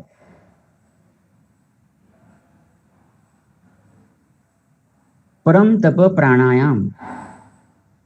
प्राण जीवात्मा के आयाम को बढ़ाने वाला, प्राण धन आयाम प्राणायाम, प्राण के आयाम को यानी प्राण के विस्तार को बढ़ाने वाला ही प्राणायाम है। इसका अन्योन्य साधारण महत्व योग में बताया है, आयुर्वेद ने भी बताया है। कहते हैं हम अपनी सांस से गिनकर इस धरती पर आए हैं। उदाहरणार्थ कछुआ बहुत संत गति से श्वसन करता है, इसलिए इसकी आयु बहुत लंबी होती है। सांस धीरे धीरे लंबी गहरी ले तो उतना ही स्ट्रेस, तनाव कम होता है। फिजियोलॉजी, सेल डिवीजन, मेटाबॉलिज्म धीरे धीरे होगा, अतः आयु की वृद्धि होगी। इसीलिए कहा गया है तस्मिन् अस्ति श्वास प्रश्वास योर गति विच्छेद प्राणायाम, यानी श्वास और प्रश्वास यानी सांस अंदर लेना और सांस बाहर को छोड़ना, इस गति का विच्छेद करना ही प्राणायाम है। अगर आप शब्दशः इसका अर्थ समझ लेंगे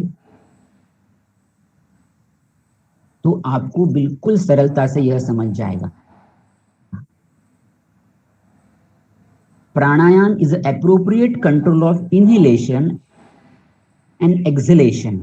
इसके 3 प्रकार बताए हैं, दैट इज पूरक, कुंभक, रेचक। पूरक मीन्स टू इनहेल, सांस लेना ही पूरक है। कुंभक यानी घड़ा। घड़े में जैसा अपन पानी स्टोर करते हैं वैसे अपने पेट को पूरा फूल के फुला के उसमें हवा को केंद्रित करना, एकत्रित करना, retention of breath is kumbhak. And rechak means exhalation of विद्यार्थी है। रेस्पिरेशन रेट सामान्यतः हम लेते हैं, but by doing multiply this capacity by alveoli in our both the lungs, and this capacity if we multiply by 10 times our breathing capacity is increased by almost 4 liter to 5 liter per minute or per respiration I can say। इसमें क्या होगा कि oxygen जितना फेफड़े को मिलेगा उतना SpO2 means saturated pulmonary oxygen level, जो आजकल हर कोविड पेशेंट को लगाया जाता है पल्स ऑक्सीमीटर, उसमें हमेशा देखा जाता है कि इसका SpO2 90 के अबव होना चाहिए। अगर वो 90 के बिलो जा रहा है तो ही शुड बी एडमिटेड और he should be ventilated and so on. लेकिन अगर हम प्राणायाम करेंगे तो हमारा SpO2 बढ़ेगा। पावर सेल है अपना माइटोकॉन्ड्रिया। माइटोकॉन्ड्रिया का फंक्शन इसके अंदर एनहांस होगा, फ्री रेडिकल्स कम तैयार होंगे, स्ट्रेस हार्मोन्स कम तैयार होंगे। उदाहरण के तौर फिर इन catecholamine, these stress hormones will not liberate in our blood. So what happened? Good hormones will liberate in our blood by pranayam. What are they? Serotonin, dopamine, endorphins, oxytocin. तो इसका परिणाम क्या होगा? स्ट्रेस कम होगा। ऐसी प्राणायाम की व्याख्या। नेक्स्ट स्लाइड सर, हम अंतरंग साधना की तरफ जाएंगे, जो पहला प्रकार है प्रत्याहार। Next slide sir. Pratyahar means control of our senses, to control the mind and senses. इंद्रियों को अंतर्मुख करके विषय को दूर करना। To feel the extreme pleasure in remembering god. यह एक पहली स्टेप है हम परमात्मा की ओर जाने की। Next slide sir. प्रत्याहार कहते हैं इसे। प्रत्याहार अंतरंग साधना की एक बहिरंग साधना है, जब मैंने पहले 4 बता दिया आपको। अब अंतरंग साधना का पहला प्रकार है प्रत्याहार। नेक्स्ट प्रकार है धारणा। देशबंध चित्तस्य धारणा। इसका देखिए श्लोक फिर से याद कर लीजिए। देशबंध चित्तस्य धारणा। धारणा is the concentration of mind. It is the first step towards samadhi. चित्त को एक स्थान पर केंद्रित करना, चित्त को एक स्थान पर स्थापित करना ही धारणा है। Next slide. इसके बाद में आता है ध्यान। Next slide sir. तत्र प्रत्येकतानता ध्यानम। सर आपने क्या बोला, मुझे ध्यान नहीं था। तो ध्यान इसी को बोलते हैं the process of complete consistency of mind. It is a process of complete consistency. Next lecture समाधि। Yes sir. अर्थ मात्र निर्भासम स्वरूप शून्यमेव। स्वरूप शून्यमेव महत्व का इसमें। स्वरूप शून्यमेव समाधि ही। The feel the real truth, forget himself completely and experience the divine pleasure of God. Satchitananda Swarup, feel the enlightenment, feel the rejuvenation, feel the reunion is Samadhi. समाधि यह अंतरंग साधना जो बताई है अष्टांग योग में, वो सबसे आखिरी का पर्व है या पुष्प है। समाधि में ही जाकर के एनलाइटमेंट मिलती है, जैसे गौतम बुद्ध को मिली थी। और उन्होंने फिर पंचशील की रचना की। जितने भी, मैं तो कह रहा हूं गौतम बुद्ध नहीं, महावीर सही, महावीर जी, गुरु ग्रंथ साहिब के सदगुरु जो भी सूफी संत हुए हैं वो सब समाधि के उस पर जाकर मार्गदर्शन किया है। Next slide.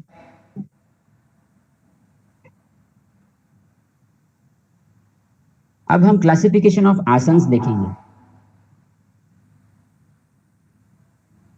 आसन 3 प्रकार के बताए गए हैं अकॉर्डिंग टू क्रिया। ठीक है, नेक्स्ट स्लाइड सर। मेडिटेटिव आसन, ध्यानात्मक आसन,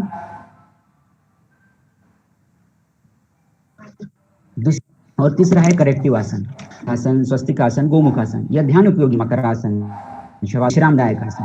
थर्ड है कांगासन, हलासन, मत्स्यासन, भुजंगासन, धनुरासन, मयूरासन इत्यादि। कुल मिलाकर there are only 84 types of asana. आप बोलेंगे मैंने तो बहुत सारे आसन देखे, आसन के आसन बताया किताबों में लिखे हुए, लेकिन हठ योग प्रदीपिका में या भेरंड संहिता में केवल 84 आसनों का ही वर्णन है। प्रांत भेद से, भाषा भेद से, प्रकार भेद से उसके बहुत सारे प्रकार के वो 84 ही है, 84 ही है। अगर हम बैठकर आसन करते हैं तो उसको सिटिंग पोजीशन में कहते हैं, स्टैंडिंग में कहते, खड़े रहकर कहते हैं तो उसको स्टैंडिंग में कहते हैं। अगर पीठ के बल की पोजीशन में और अगर पेट के बल के ऊपर करते हैं तो प्रोन पोजीशन में कहते हैं। नेक्स्ट है प्राणायाम।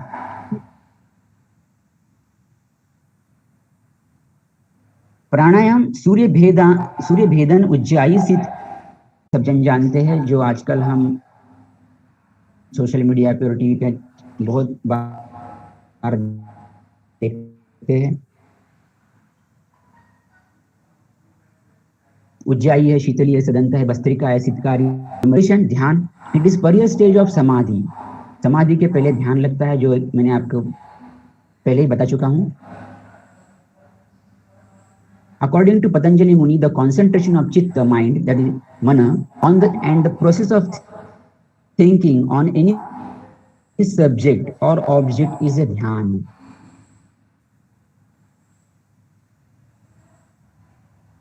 ईश्वर की स्तुति, ईश्वर की प्रार्थना, उपासना, यह श्लोक हमें बोल लीजिए, या ओम भूर्भुवः स्वः गायत्री मंत्र बोल लीजिए, इसमें पूरा साइंटिफिक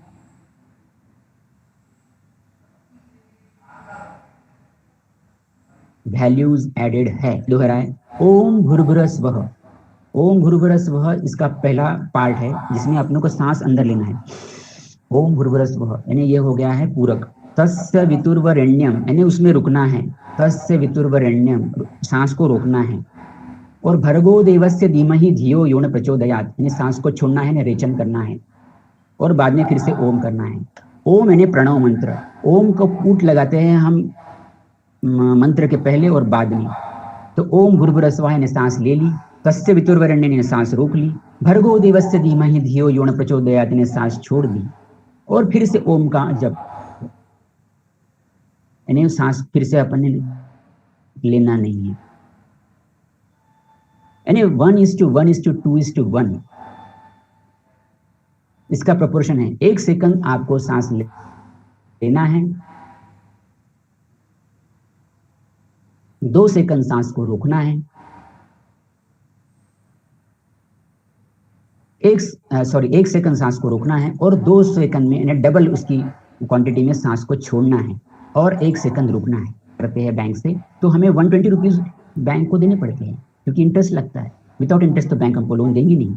इसी तरह सृष्टि से जो भी, प्रकृति से जो भी हम चीज लेते हैं, इनहेल करते हैं, कोई भी, फिर आहार हो, विहार हो, सांस हो या पानी हो, तो जितनी मात्रा में हम ले रहे हैं उतनी मात्रा में प्रकृति को देना पड़ता है। यह प्रकृति का नियम है और ये योग सिखाता है। यह बिल्कुल छोटी सी बात है, मैं अपने शब्दों में इसको इलैबोरेट करके बता रहा हूं, लेकिन इस तरह की थिंकिंग, इस तरह का इनोवेशन आप इसमें रखेंगे तो इसमें और एनलाइटमेंट आपको। 5 कर्म, रक्त मोक्ष नस्य, नेक्स्ट हॉर्मोन्स बताए हैं। षट कर्म, धौतिर्बस्ती तथा नेति त्राटकम, नौलिकम तथा कपालभाति चेति षटकर्माणि प्रचक्षते। Next slide sir.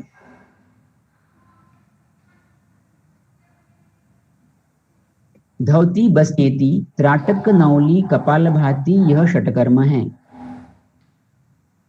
जैसे मैंने यह षटकर्म बताया है, यह भी आपको मुखोद्गत करना है सभी विद्यार्थियों को।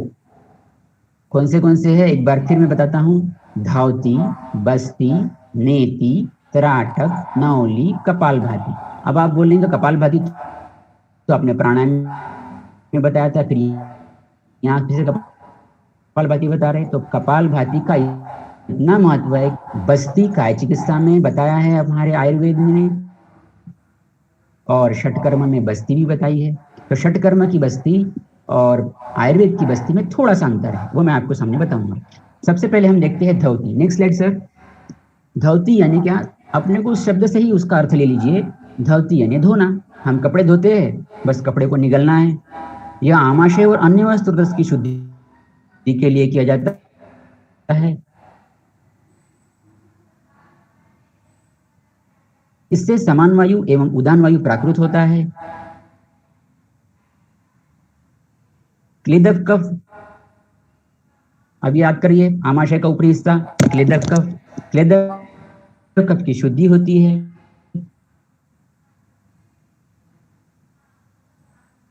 इस क्रिया में क्या करते हैं? इस क्रिया में पानी के साथ एक सूती मुलायम वस्त्र को लवण युक्त जल में थोड़ा सा कुनकुना जल होना चाहिए, 1 इंच उसकी चौड़ाई होनी चाहिए, और हमारे गट की जो लेंथ है वो 30 फीट बताई गई है। लेकिन योग जो साधक है उसको 20 फीट तक, it is of gut, I mean small intestine,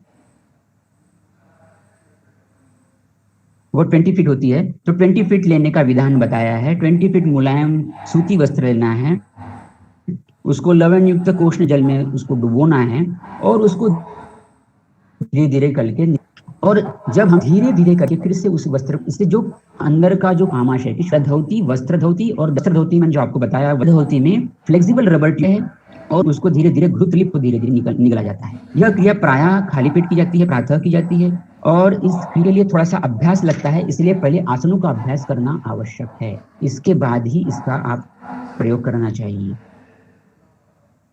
second sir, Basti. Next slide. इस क्रिया में 12 अंगुल लंबी नली को गुदद्वार में प्रविष्ट किया जाता है। इसमें नाभि तक जल में अवगाहन किया जाता है एवं रेचन कर पानी को मलाशय में अंदर खींचा जाता है। हम आयुर्वेद में द्वार में मलाशय में हम द्रव या तेल या बस्ती द्रव्य प्रविष्ट करते हैं, लेकिन इसमें नवली क्रिया करके इसका जो जल में हम बैठे हैं उस जल को अंदर में प्रविष्ट किया जाता है या खींचा जाता है रेचक करके। इसके बाद वायु को ही अंदर मलाशय में खींचना है, और जल बस्ती में जल को अंदर में खींचना है, और जब वेग आ जाए तब जाकर के मल त्याग करना है। इस क्रिया से मलाशय की शुद्धि होती है एवं अपान वायु प्राकृत होता है। तीसरा कर्म है नेति। इस क्रिया में जल नेति पात्र का उपयोग होता है। Next slide sir. इसमें लवण युक्त, इसमें भी लवण युक्त जल का इस्तेमाल किया जाता है। इसमें एक नासिका से जो जल नेति पात्र है वो डालकर दूसरी नासिका से जल बाहर निकाला जाता है।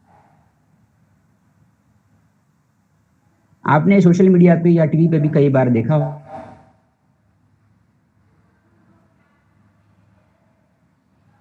इसकी कैपेसिटी बढ़ती, इंद्रिय बलवान होते हैं। जो भी आपकी नाड़ी शुरू होगी उस नथुने से पहले डाल करके दूसरे नथुने से या नासिका से बाहर जल निकालना है, और फिर विपरीत दिशा से जल डाल के पहले वाले बाजू से निकलना है। इसमें मुंह से सांस लेना पड़ता है, बस यही है कि इसमें सावधानी लेनी पड़ती है कि जब हम यह जल नीति करते हैं तो मुंह से सांस लेना है, ताकि जो जल है वो ट्रेकिया में होता है। सूत्र नीति जलन जो आपको पिक्चर में दिख रही है, आंख रखकर किया हुआ ध्यान, अभी मैंने आपको ध्यान के बारे में बताया था, वो आंखें बंद करके किया जाता है। त्राटक ही ऐसा प्रकार है जो आंखें खुली करके हमें ध्यान करना है।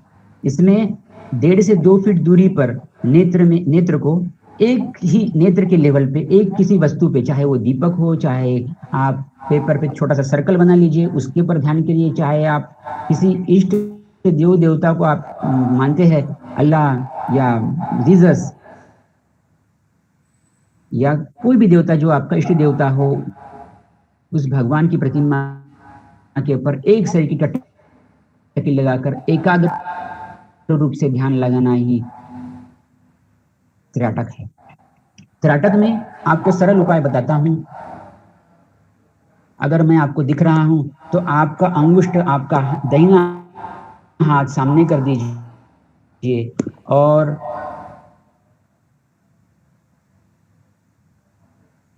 आपके अंगुष्ठ के नाखून की तरफ देखिए। धीरे धीरे धीरे धीरे उसको राइट की तरफ ले जाइए। आपकी दृष्टि बिल्कुल भी, आपका गर्दन बिल्कुल भी नहीं हिलना चाहिए। आपकी जो दृष्टि है वो पूरी नाखून की तरफ होनी चाहिए, अंगुष्ठ की।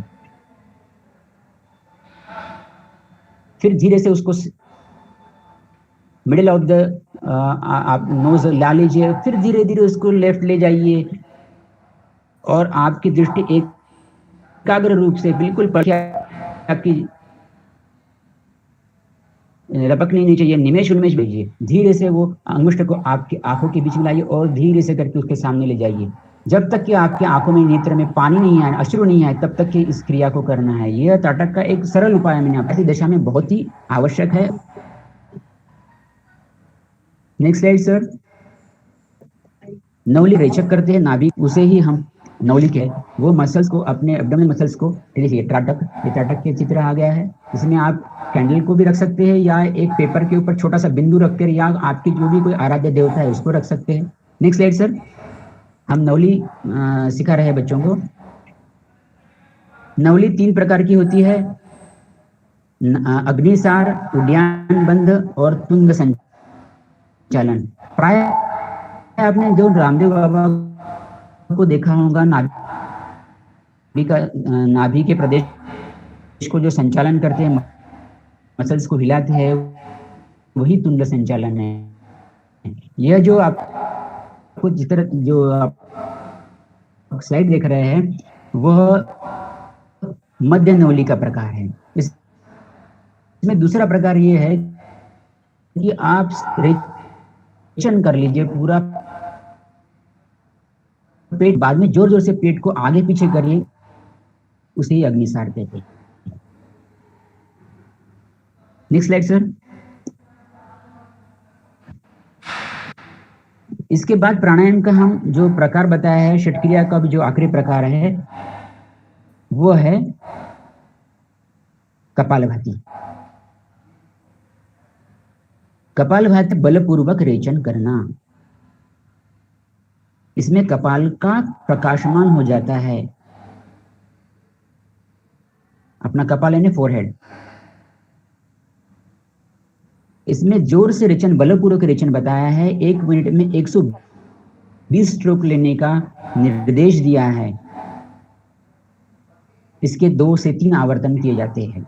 कपालभाति ये तो सभी लोग जानते हैं, सभी लोगों ने सोशल मीडिया पे देखा है, टेलीविजन पे देखा है, सभी भांति इसको जानते हैं। लेकिन कपालभाति का अन्योन्य साधारण महत्व है और कपालभाति का इसलिए दोनों तरफ समावेश किया है, षटकर्म में भी किया है और प्राणायाम में करना चाहिए। नेक्स्ट स्लाइड बता रहा हूँ जो आप सामने पढ़ रहा हूँ। Slide sir. यह सिंपल गाइडलाइन और cardiac problem one should consult practice persist perform the practice according to your वशता से, एकाग्रता से और प्रसन्नता पूर्वक करना चाहिए। ठीक है। और नेक्स्ट स्लाइड है बेनिफिट्स ऑफ योग। ये तो हमने बता दिए, आप इसको देख सकते हैं। Learn the yoga under the supervision of yogacharya. consult physician before you have any problem. And awareness of body and breath persistently करना चाहिए, रेगुलरली करना चाहिए। Benefits of yoga, next, it enhance, अब योग के फायदे क्या है ये सभी को मालूम है, लेकिन मैं आपको रिवाइज कर रहा हूँ। It enhance physical discipline, dense organ complementation, meditation and samadhi. It enhance circulation and oxygenated blood in the body.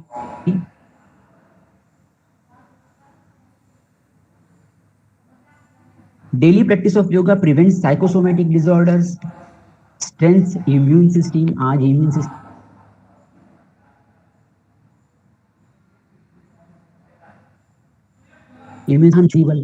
इसलिए योग हमेशा करना चाहिए। Is to relax, slow your breath and focus on the present, removes negative thoughts from the mind and toxins from the body। शरीर शुद्धि करती है ये योग करने से। Helps in attention of focus, especially important for children। Childrens के लिए यानी बालकों के लिए, विद्यार्थी दशा में योग अत्यंत आवश्यक है। हमारी दिनचर्या का एक वो अविभाज्य अंग बनना चाहिए। Activate the parasympathetic nervous system, reduces stress tension. आज सभी को स्ट्रेस है, यूथ स्ट्रेस में है, टेंशन में है, डिप्रेशन में है, पैनिक है। टू रिड्यूस दिस टेंशन,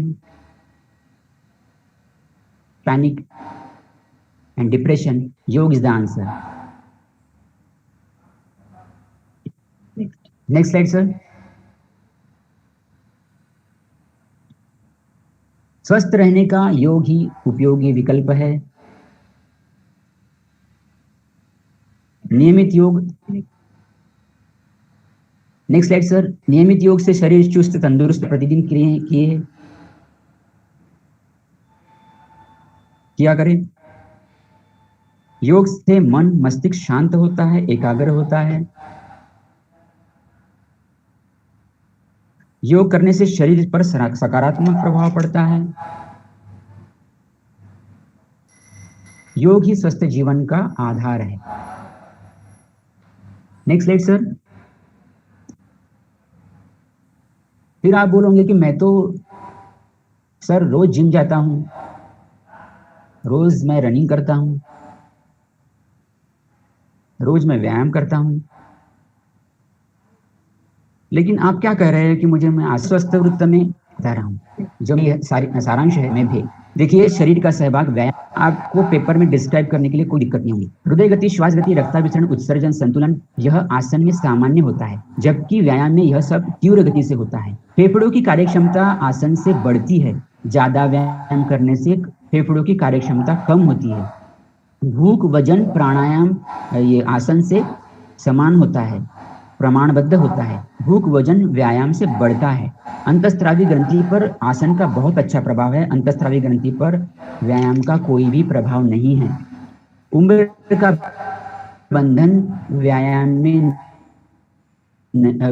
आसन में नहीं है। स्त्री पुरुषों का भेद और वय का भेद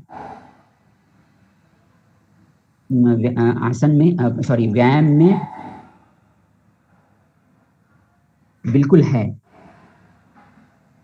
उपकरण और साधन की आवश्यकता बिल्कुल नहीं है आसन में। बिल्कुल छोटे से जगह में आसन हो जाती है। इसमें बहुत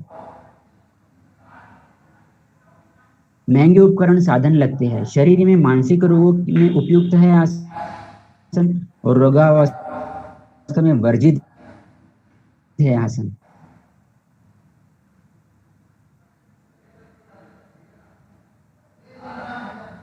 में वर्जित है, सॉरी।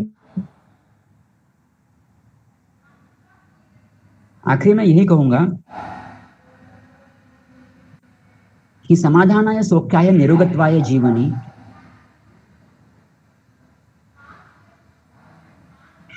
योग में अभ्यास से यथाशक्ति निरंतरम, सुख और निरोगावस्था चाहिए, यथाशक्ति करनी चाहिए, नित्य नियम करना। गुरु पूर्णिमा थी तो 8 साढ़े 8 बजे उठे और फिर यथाशक्ति निरंतरम करना चाहिए। यही कहकर हमारे सर्वे भद्राणि पश्यन्तु मा कश्चित् दुःख भाग् भवेत्, यानी सबको आरोग्य की लाभ प्राप्ति हो, सब सुखी रहे, आरोग्यपूर्वक रहे, इसी मनोकामना के साथ मैं आपको सबको नमस्कार करता हूँ। और इस सेशन को कंक्लूड करने के पहले अगर सूर्य नमस्कार की अगर बात न हो तो यह सेशन पूरा नहीं होगा। और नेक्स्ट स्लाइड सर। तो हम सूर्य नमस्कार बिल्कुल शॉर्टली देख लेते हैं। आप सभी जानते हैं कि सूर्य की उपासना हर धर्म में बताई है। सूर्य ऊर्जा का स्रोत है। सूर्य की उपासना हमें हर वक्त बताई है, हर धर्म ने बताई है।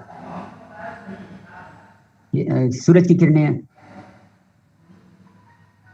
अल्लाह की किरणें कहा जाता है। हम गायत्री मंत्र में सूर्य की उपासना करते हैं। इसलिए कहा गया है देह सदा सवृत्त मंडल मध्यवर्ती नारायण सरसिजन सन्निविष्ट केयूर मकर कुंडलवान कीर्ति हरिहरन नमः ओम ह्रीं रवे नमः ओम ह्रूं सूर्याय नमः ओम ह्रीं भानवे नमः ओम ह्रं खगाय नमः ओम रः पुष्णे नमः ओम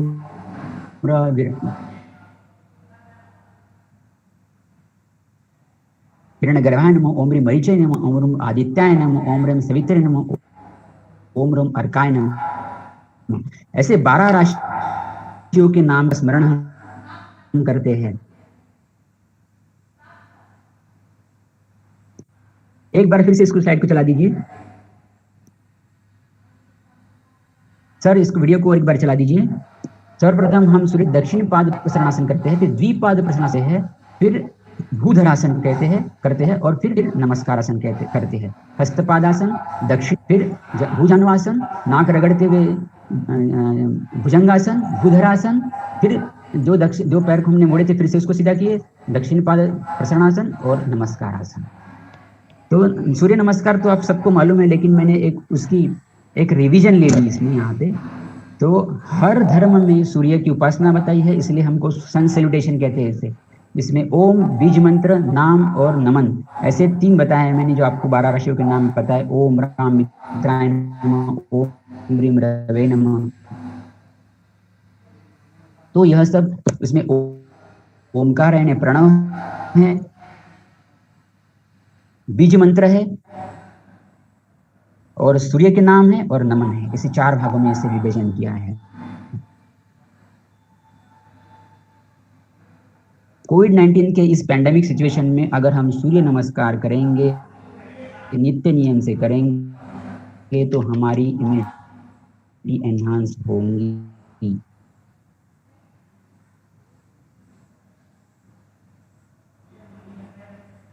इसके बाद में हम एक छोटा सा वीडियो बताना चाहता हूँ, जो नेक्स्ट स्लाइड सर, जिसे जलदीपासन करके कहते हैं। आपको बड़ी मुश्किल से इसको YouTube में भी देखने को नहीं मिलेगा। ये मेरी क्रिएटिविटी है और मैंने ही किया हुआ है, इसलिए आप इसका पूरी तरह से आनंद लीजिए और आप इसके अंदर में आपकी संकल्पना जोड़िए, आपका इनोवेशन जोड़िए। मैं विद्यार्थी सबसे यह गुजारिश करता हूँ कि आप अपना मॉडिफिकेशन योग आप हर तरह से स्केट्स योगा बोलिए। देखिए मैंने की प्याली को रखा हुआ है, उसमें जब एकाग्रता के साथ या एक पूरा बैलेंस के साथ में यह करना पड़ता है। एक पदासन का दूसरा प्रकार, धीरे से फिर पैर को फैला दिया है। मैंने कोई एडिसिव इसमें यूज नहीं किया, जहां मैं बैठा हूँ वहीं पे मैंने ये परफॉर्म किया है। मेरा ही घर है, मैंने सादे मोबाइल में इसको रिकॉर्ड किया, जो आपके सामने प्रस्तुत कर रहा हूँ। आपने प्रायः देखा होंगे अर्ध चक्रासन, अर्ध कटी चक्रासन। इसमें ट्रेमेंडस कंसंट्रेशन। ये गरुड़ासन एक बात से।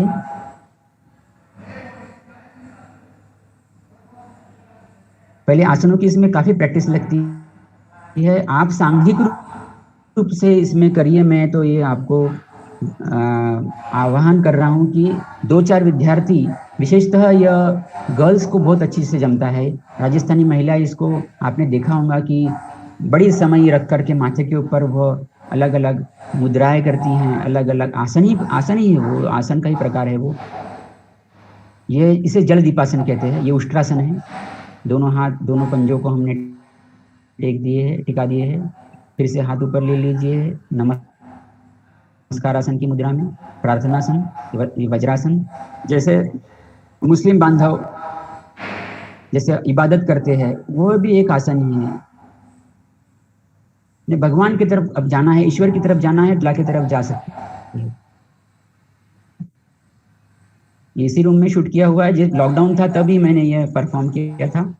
देखिए नौकासन, पूरे हाथ और पैर एक साथ स्थिति में। इसको पूरा कंसंट्रेशन, थोड़ा सा भी अगर हिल गया माथा आपका तो यह ग्लास जो है फूट जाएगा, पानी निकल जाएगा और पूरा बिखर जाएगा कांच इधर उधर। देखिए सर्वांगासन, पैर फैला के, फिर एकत्रित करके, फिर सर्वांगासन के बाद हलासन, सुप्त हलासन। दोनों हाथ के पंजों को दोनों हाथ की हथौड़ियों से धरना है, पकड़ना है। देखिए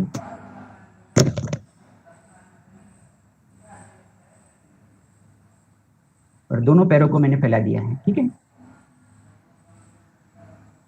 सुप्त हलासन, ये सुप्त हलासन है। वीडियो थोड़ा रुक रुक के आ रहा है, थोड़ा पॉज हो रहा है, लेकिन इसमें कोई भी कट शॉट नहीं।